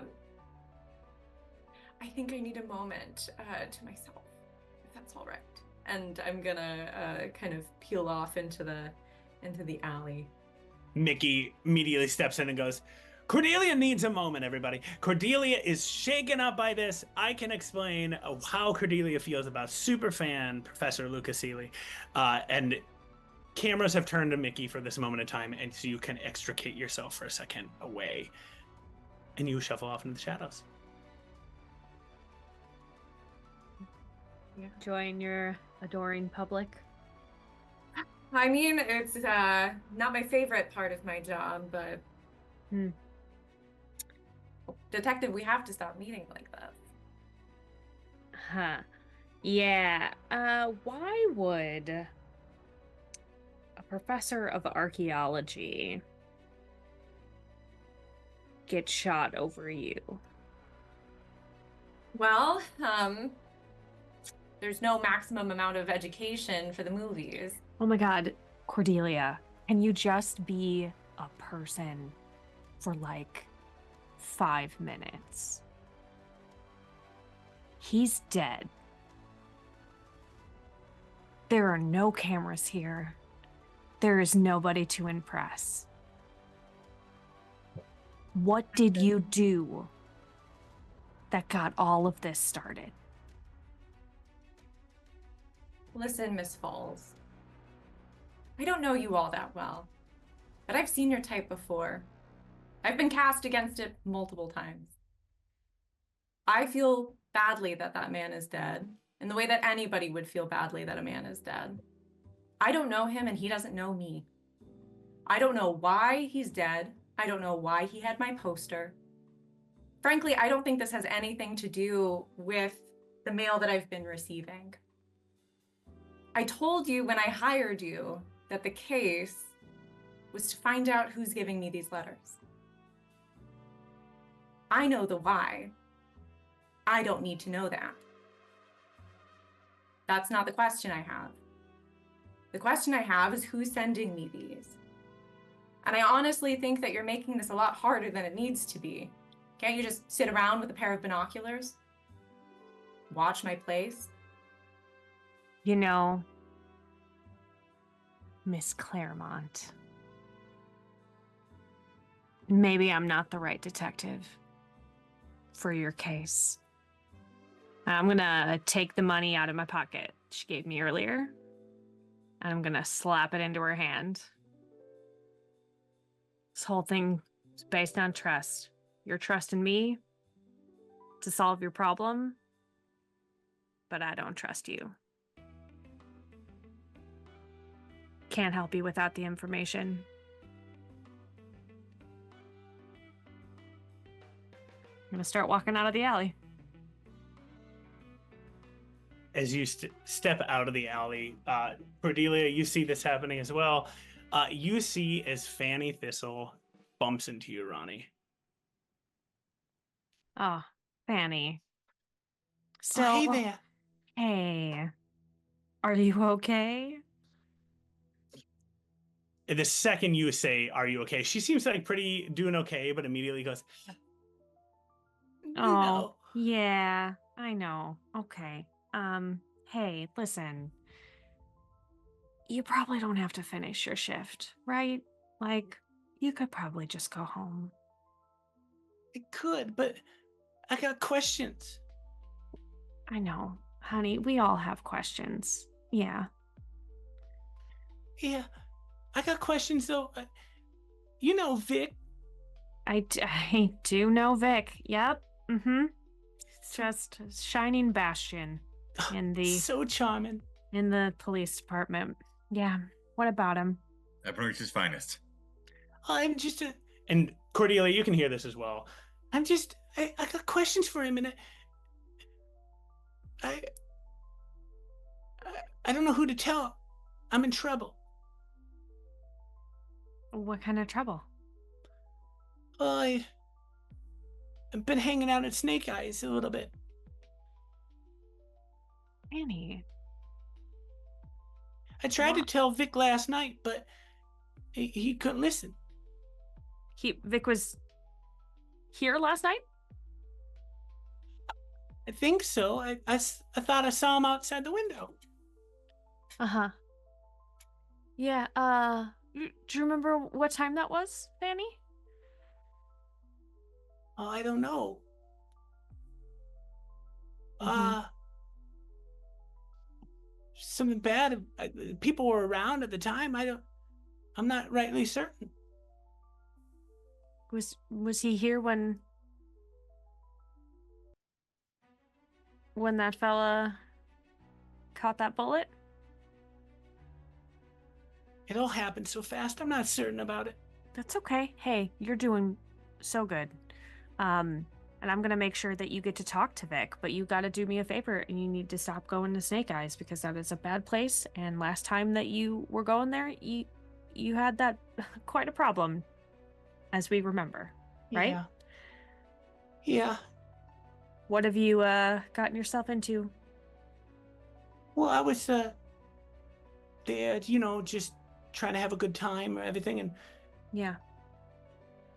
I saw him. She points to the body. He was there too.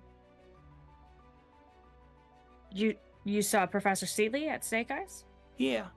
When? At least 2 days ago. Uh-huh. He came in a couple of times, then he comes in, says he's gonna make it big at Snake Eyes, and then I saw him there, and then he was here, and then bam. Yeah. Did you see anybody talking to him maybe at Snake Eyes? I don't want to talk here. You're right. I'm so sorry. Should we go inside? Do you want a cup of coffee? Oh, I'll get us a cup of coffee and some waffles. That sounds good. Your waffles are the best ones, Fanny. Does your friend want to come? Oh, I don't think we're friends. Are we? And I look back at Cordelia. You're just somebody whose flyer happened to catch my eye. Mm-hmm. Yeah, she's probably got to be on her way.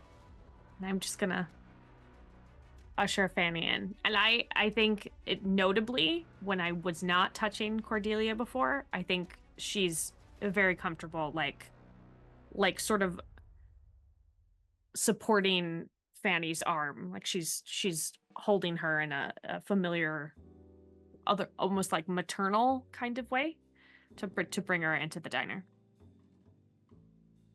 Okay. You start to shuffle Fanny in as you move towards into Beatty's diner. You already see Vic and Otto seated there. And Cordelia, we find you alone in this moment, looking as the others have now entered into the diner. You overheard everything Fanny said to Ronnie in this moment of time.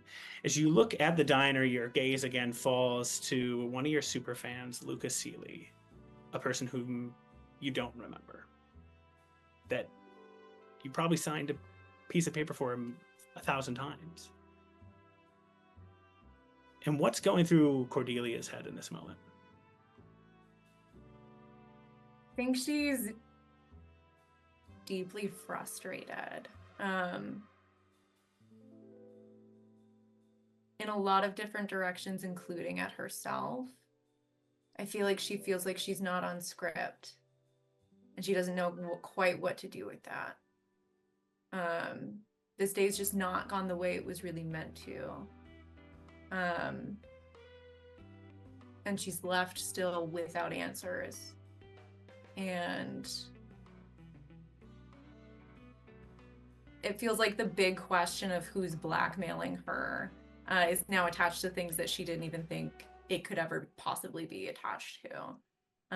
The stakes just seem higher in a way that's suddenly getting a little frightening. I don't think until that conversation in the alley she'd even kind of like thought that the blackmailing thing could be really attached to this. So yeah, I'm just kind of stunned. Standing stunned for a moment, you see out of the corner of your eye Mickey, who's been doing a lot of crowd control at this moment of time, locks eyes with you. And there's a moment here where Mickey's your agent. Mickey knows you. Mickey's worked with you for a while. And you two for a moment can speak without having to share some words. As Mickey poses sort of just with eyes to be like, are you coming back to the crowd or not? As you shake your head no, Mickey nods, sighs. It's a sigh that says, I have a lot of work to now do with PR, and I'm going to have to delay even longer for your reshoots, and that's really annoying to me. But Mickey takes that breath and then announces to the crowd, Cordelia Claremont has had to go away at this moment in time. Please come with me if you want any more questions, and we will get a formal statement, perhaps even a shot in the pictures of Cordelia speaking out to her fans. But not today, not tonight. We are done here.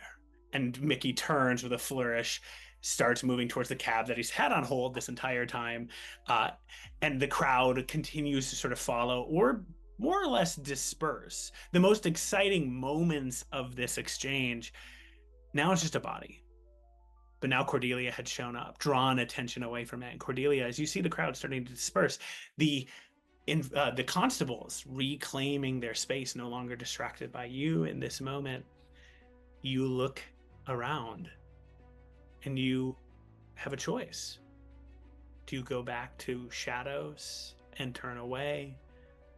or you can see the gleaming neon light of Beanie's Diner and a group of people who seem to know each other, and at least one who had for but an instant tried to help you. What do you do?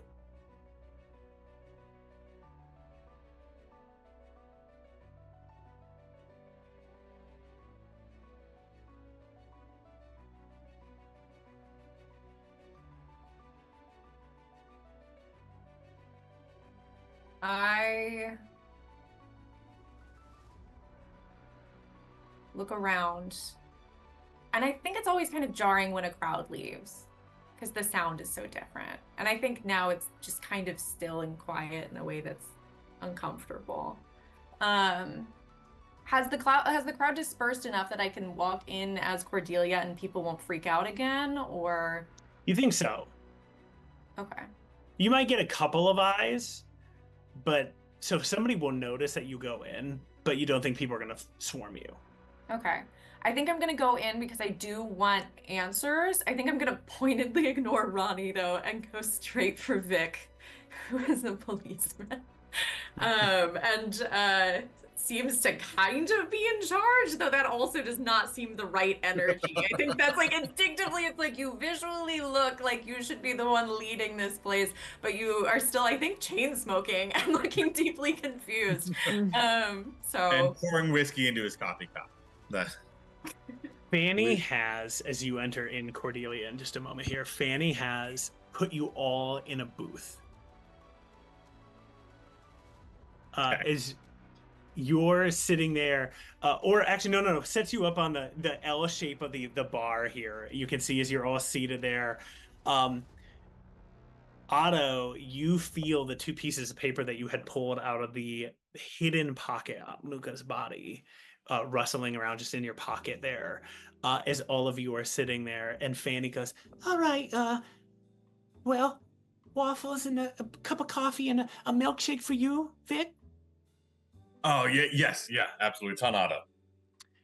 Cordelia, as you walk in, Ronnie, as you look, and as Otto, as you look, Vic, give me an insight check. All right. Insight is going to be 10. A 10? All right. Everyone else, you get the sense that Fanny is giving Vic special treatment in this moment of time, is really fixated on Vic for a variety of reasons. None of you have to make insight checks, but Vic, you're not yet fully picked up on it. You always get this service. Right. Yeah. That's finally someone has a little respect for the uniform. It's terrible news. Terrible news what goes on here. I'll be right back, though. I'm going to go get that food and that milkshake. She winks at you for a second, Vic, and then shuffles off. I think it's a little more than respect for the uniform, mate. Oh yeah, she loves you. She loves something about you. Can't really tell what, but they say love is blind, and seems like neither of her eyes work. That'd be my my natural charm and charisma. I'm lovable. Just lovable as just a don't cactus. ask my ex-wife or any of my family members. Right. Which ex-wife should we not ask? Let's not ask questions we don't need answers to. I noticed you didn't say friends either. Far and few between. Cordelia, you hear this exchange going on as you've walked in at this point in time. I'll kind of head over, again, kind of pointedly not looking at Ronnie, and just say, hello, I think you're the ones in charge of this crime scene. I'm Cordelia Claremont. I thought you might have questions for me. Ah, she's back. Oh yeah, of course, Miss Claremont. I of course know who you are. Yeah, I've seen all of your movies, every single one of them. Oh, that's he sweet. sort of like hits him with his hand a little bit. I didn't say that. I don't know about every one of them. But I did like your work in the that one with the snake. What was the one with the snake? Oh, Anacondas from Above. Anacondas from Above. That was good. You were good in that. Thank you. It required it was a lot of screaming, so it was a particularly thrilling role, but also very hard on the vocal cords. Hey, you screamed great, and that's I'm always saying that. You know, a good scream that's money in in weird studios. Right. Stop. Maybe stop. Um, Oh, I don't No, mind. no, no. Keep going. I'm sure she Yeah. loves this. Oh no. So yeah, questions, important questions. Did you know the suspect, the perp, the cold body out there? Victim Yeah, is the the word you're victim. looking I for. know, I know. Yeah, the stiff. Wow. Yeah. I can't say that I'm intimately acquainted with him. Apparently we've met a few times before. It can be often difficult to keep track of faces when they move in and out so quickly. Right. I'm not normally the one who asks the questions. I took the detective exam. I did fail it every time, but I don't. This is normally I'm on crowd control or so this is Oh, not normally what I do. all right. Normally there's someone here, but I guess it's just sort of me today. Did You you look say back. You look back as you say. Normally, there's somebody there. There are other constables that are out there. They are cleaning up at this point in time. Like you think that a lot of the investigation has sort of faded. You got in at the very last seconds here as a crew. The crowd having dispersed and more or less things have happened that they're actually cleaning up, and you can see that some of the constables have actually started to put Luca's body away and are taking it away at this point in time. Yeah. So normally I'd be out there doing the kind of the cleanup, but I mean now the crowd's dispersed. Yeah, I got time. So what's did you didn't know the dead guy? No, I didn't, but I heard that he was talking about me here last night. I don't know what was being said, but maybe some of the wait staff overheard. Oh yeah, hey, yeah, Fanny. Yeah. Yeah, hey, did you were here last night? Yeah. Oh yeah, I was here. Yeah, did you hear what the dead guy was saying? He was talking about Miss Claremont here. He was just saying how much he loved Anacondas from Above, and Good flick. It's a good flick. I've been saying it's a good flick. no, he was talking about a lot of different things. He said he's just sad that he wasn't going to be able to stick around to see Kiss in the Shadows. Here's your milkshake, by the way. Hey, Extra thanks. sweet. Hey, just like you. See, Hey. I'm nice. Hey, thank you, Fanny. Did he mention why he wasn't going to be around? No, he said that he was gonna leave town last night. But he had to go to the casino first. He was heading to Snake Eyes. Yeah.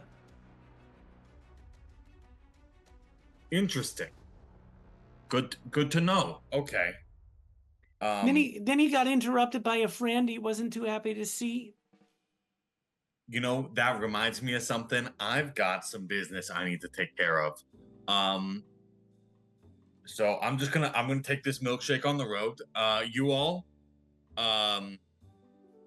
so long. Good luck with this investigation. I got somewhere I gotta be. Oh my god. Fanny, who did you get a good look at this friend that he didn't want to see? No, Nothing. all dressed up in robes and stuff like that. Did you happen to clock what color or any description of the robes that they were wearing? Was it just like a regular poncho or something? I really No, feel more- like if we could tell Vic, he'd be so pleased. Vic, are you going? Oh yeah, he's got his jacket back on. Really I mean, it's a shame to leave this way. I'm gonna finish the milkshake and then I'm gone. I gotta go. Yeah. You can't take So- the drink out to go. I'm sure you could entice him to stay if you were able to offer something that could grab his attention, maybe a story or perhaps any details or information that might benefit him on his case. Really make him look good to his boss and get that new promotion he's been gunning for. Well- yeah. Well, the friend was dressed up in this robe. I don't have a good look at what it was, but if I saw it again, I'd probably be able to tell you. And then they got in some sort of argument. I couldn't make out the words. I was busy with the other tables, but Vic, I actually got something to talk to you about, too. Yeah. Let's. Do you want to kind of step aside over here? With like a private conversation, like. Sure. Yeah. They got in an argument, by the way, everybody. And she's kind of shuffling towards Vic. And then Iluka left. And then that's when it happened. Yeah. I kind of pull Fanny away. It's like, Fanny, look, I like you. You need to stop telling people things. Okay. You are dealing in deep waters you don't want to be swimming in. All right. The people involved here, they'll knock your teeth out and kick you for mumbling. Right. This is not what you need. Okay, but people ask me, and I just want to tell them. I just want to help them out. And you're very sweet, right? It's very kind of you, but I worry about it because no one makes milkshakes like you do. All right. So just keep it. You didn't see much. It was dark out. You couldn't have seen anything. It's dark, it's rainy, they were outside, they were so far away. You didn't see anybody in robes, you didn't see anything fired. You didn't tell that other constable none of this, did you? No, I didn't tell any of the constables about this. I just mostly told them how I was feeling. Oh, that's good. How are you feeling? I'm feeling scared. That's great. That's great. Wait, what? Vic, I'm feeling really scared. Oh, look, you don't have to be scared. You just got to keep your mouth shut, and then, I don't want anything bad to happen to you. So let's just, keep this on the down low. Vic, I got something really important to ask you. What do you got to ask me? It might be too much, though, if you think I should keep my mouth shut. Well, I mean, now you already said it. Now I got to look. Me, you can always talk to. You can trust me, old Vic. You can trust me. I'm the most trustable guy in town. Never mind. Now wait, hold on. Make a persuasion check. I'm so good at these. You gotta understand, it's how good I am at these. No advantage or anything? No advantage. Can I hear this? Yeah. I think you all are in a quiet diner. You can hear her talking. I was about to ask. Yeah. I was like, did he pull her away? Like, where are they? They're the classic away. That's just not far enough. Okay, were they talking like? Well, Vic is also not good at whispering. He carries in general. Yeah. On that persuasion, I did get a natural 18 minus never mind 17. 17. You have a negative to your persuasion. Of course I do. You've met Vic. You see as Fanny sort of looks to the others in the room for a second, she kind of locks eyes with each of you for a moment. You can see that she's sort of grappling with, like, should I talk about things? Am I being too forward? And then you see as she looks at you, and even with a 17 persuasion, you see as Fanny says, I've got some trouble from being in the casino. I thought you might be able to fix it for me. Oh, you're not going down by Snake Eyes too. Look, that's not the scene for you. All right, the Maxes, they're trouble. Like, hey, I guess you like trouble. Kind of do like trouble. Well, can't fault you there. Look, hey, what kind of trouble are you in? Maybe I know some people there. I might be able to smooth things over a little bit. Maybe we should involve Cordelia. Well, I've always been attracted to a little bit of trouble myself. Oh, so you're here. You're right here. You're about 3 feet away. Yes. Yeah. Oh, it's the sort of the. You're also look, not fine. very good All at right, whispering. Let's walk it back. Yeah. Hey, if Miss Claire Mont is involved, yeah. What do you How mean? can I help? I've been told I'm going to become a star. By whom? The Maxes. Okay. Oh. I mean, hey, Okay. Fanny, you're already a star in my eyes. In what circumstances did they say this more specifically? Oh, I've been getting to know Max really, really well, because I go there a lot. And Max says that some strings can get pulled and I can become a star in an upcoming film. What film? Oh, I don't know yet. I gotta go back there tonight to learn more.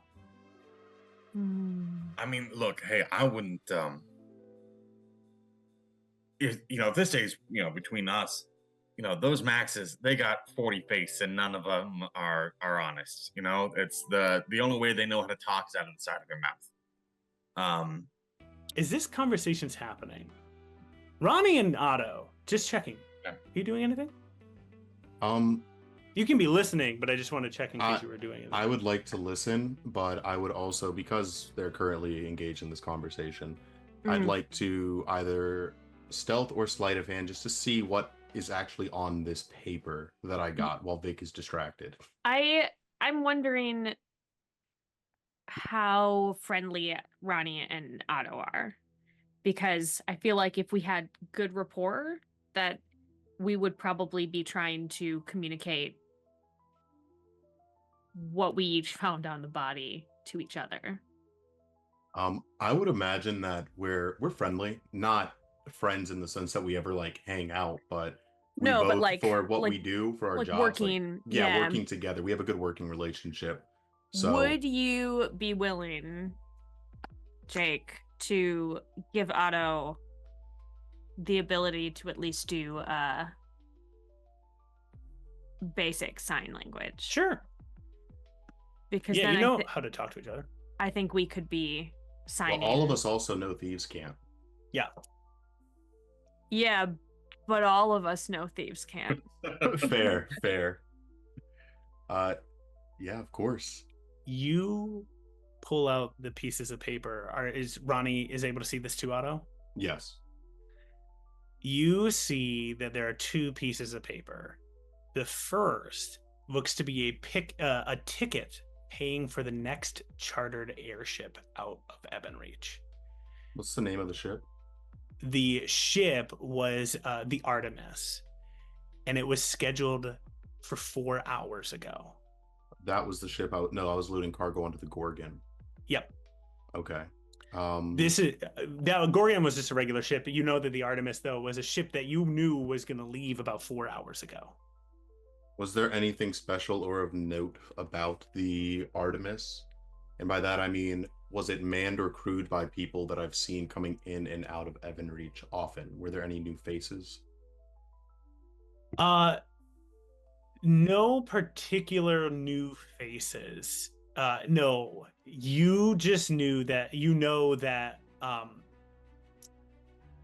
almost all of the seats on the Artemis had been bought.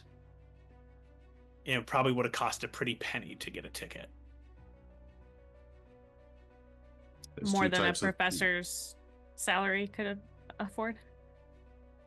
I would Probably. imagine the Artemis is like an airship that goes for the upper districts, not no one in Dockside can really afford a ticket.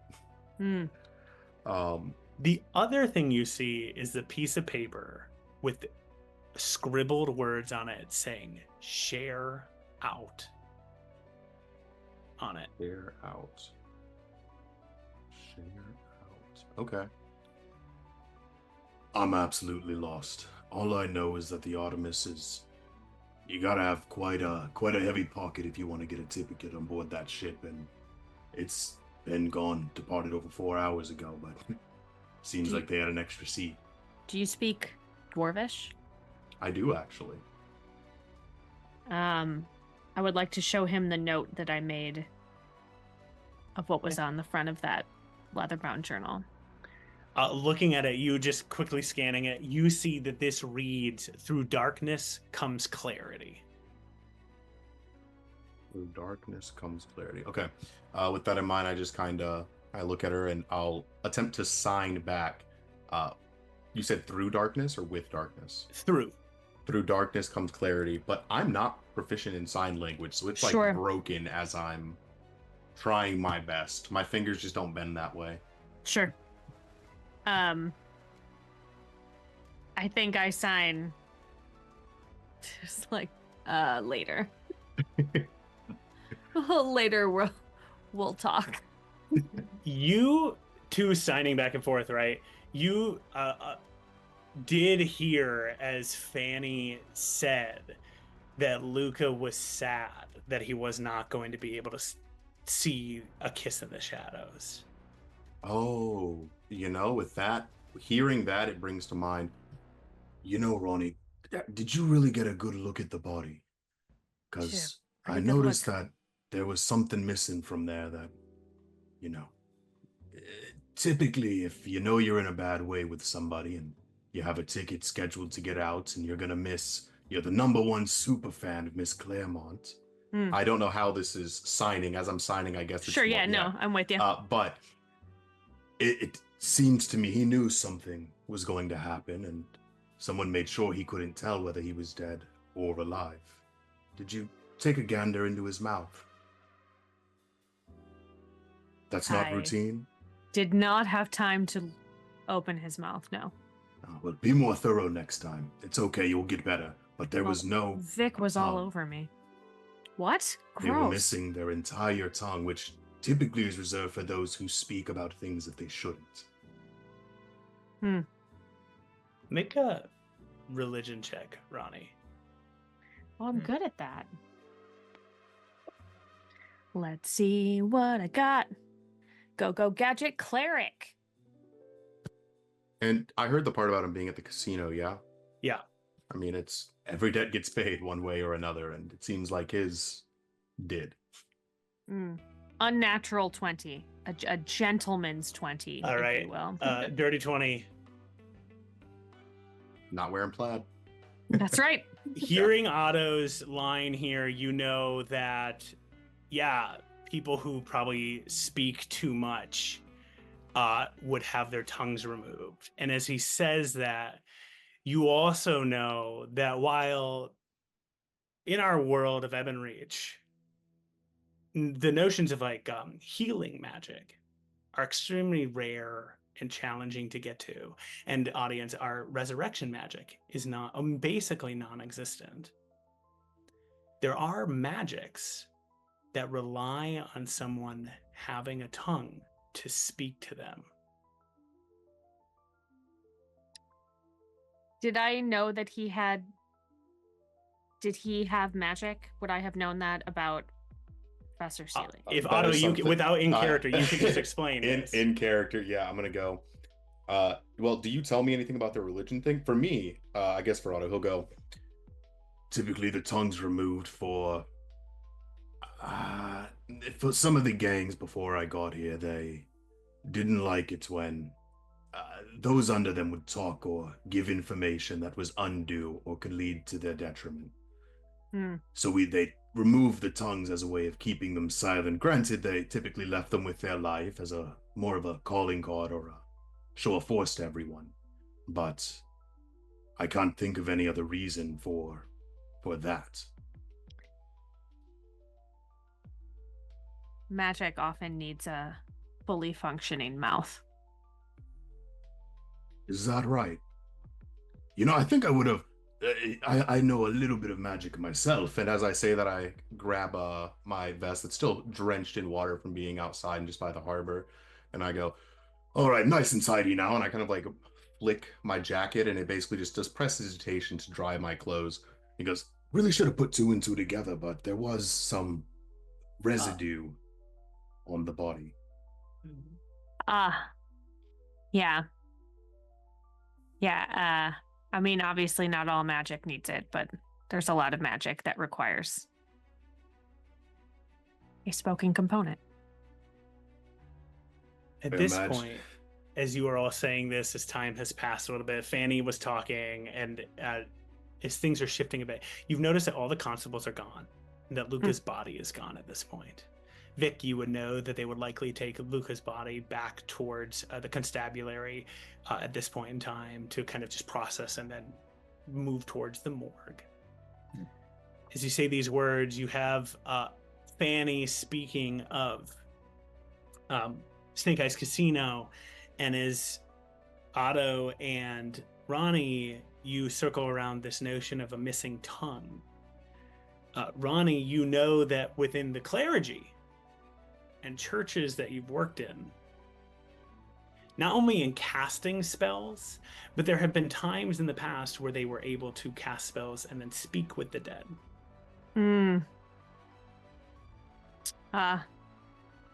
I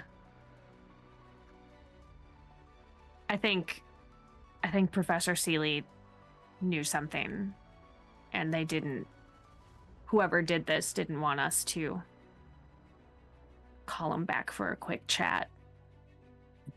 As you say those words, the door to the diner opens. Bring. 5 red coats. Tall, strapping individuals, right? Pretty beefy. You can see that they're holding billy clubs. 2 are holding chains, 1 a blade. Walk into the diner. What Fanny the fuck are says- you lot doing here? Fanny looks up and goes, I think I saw those guys last night. And that is where we're really? going to end this session. Okay. All right.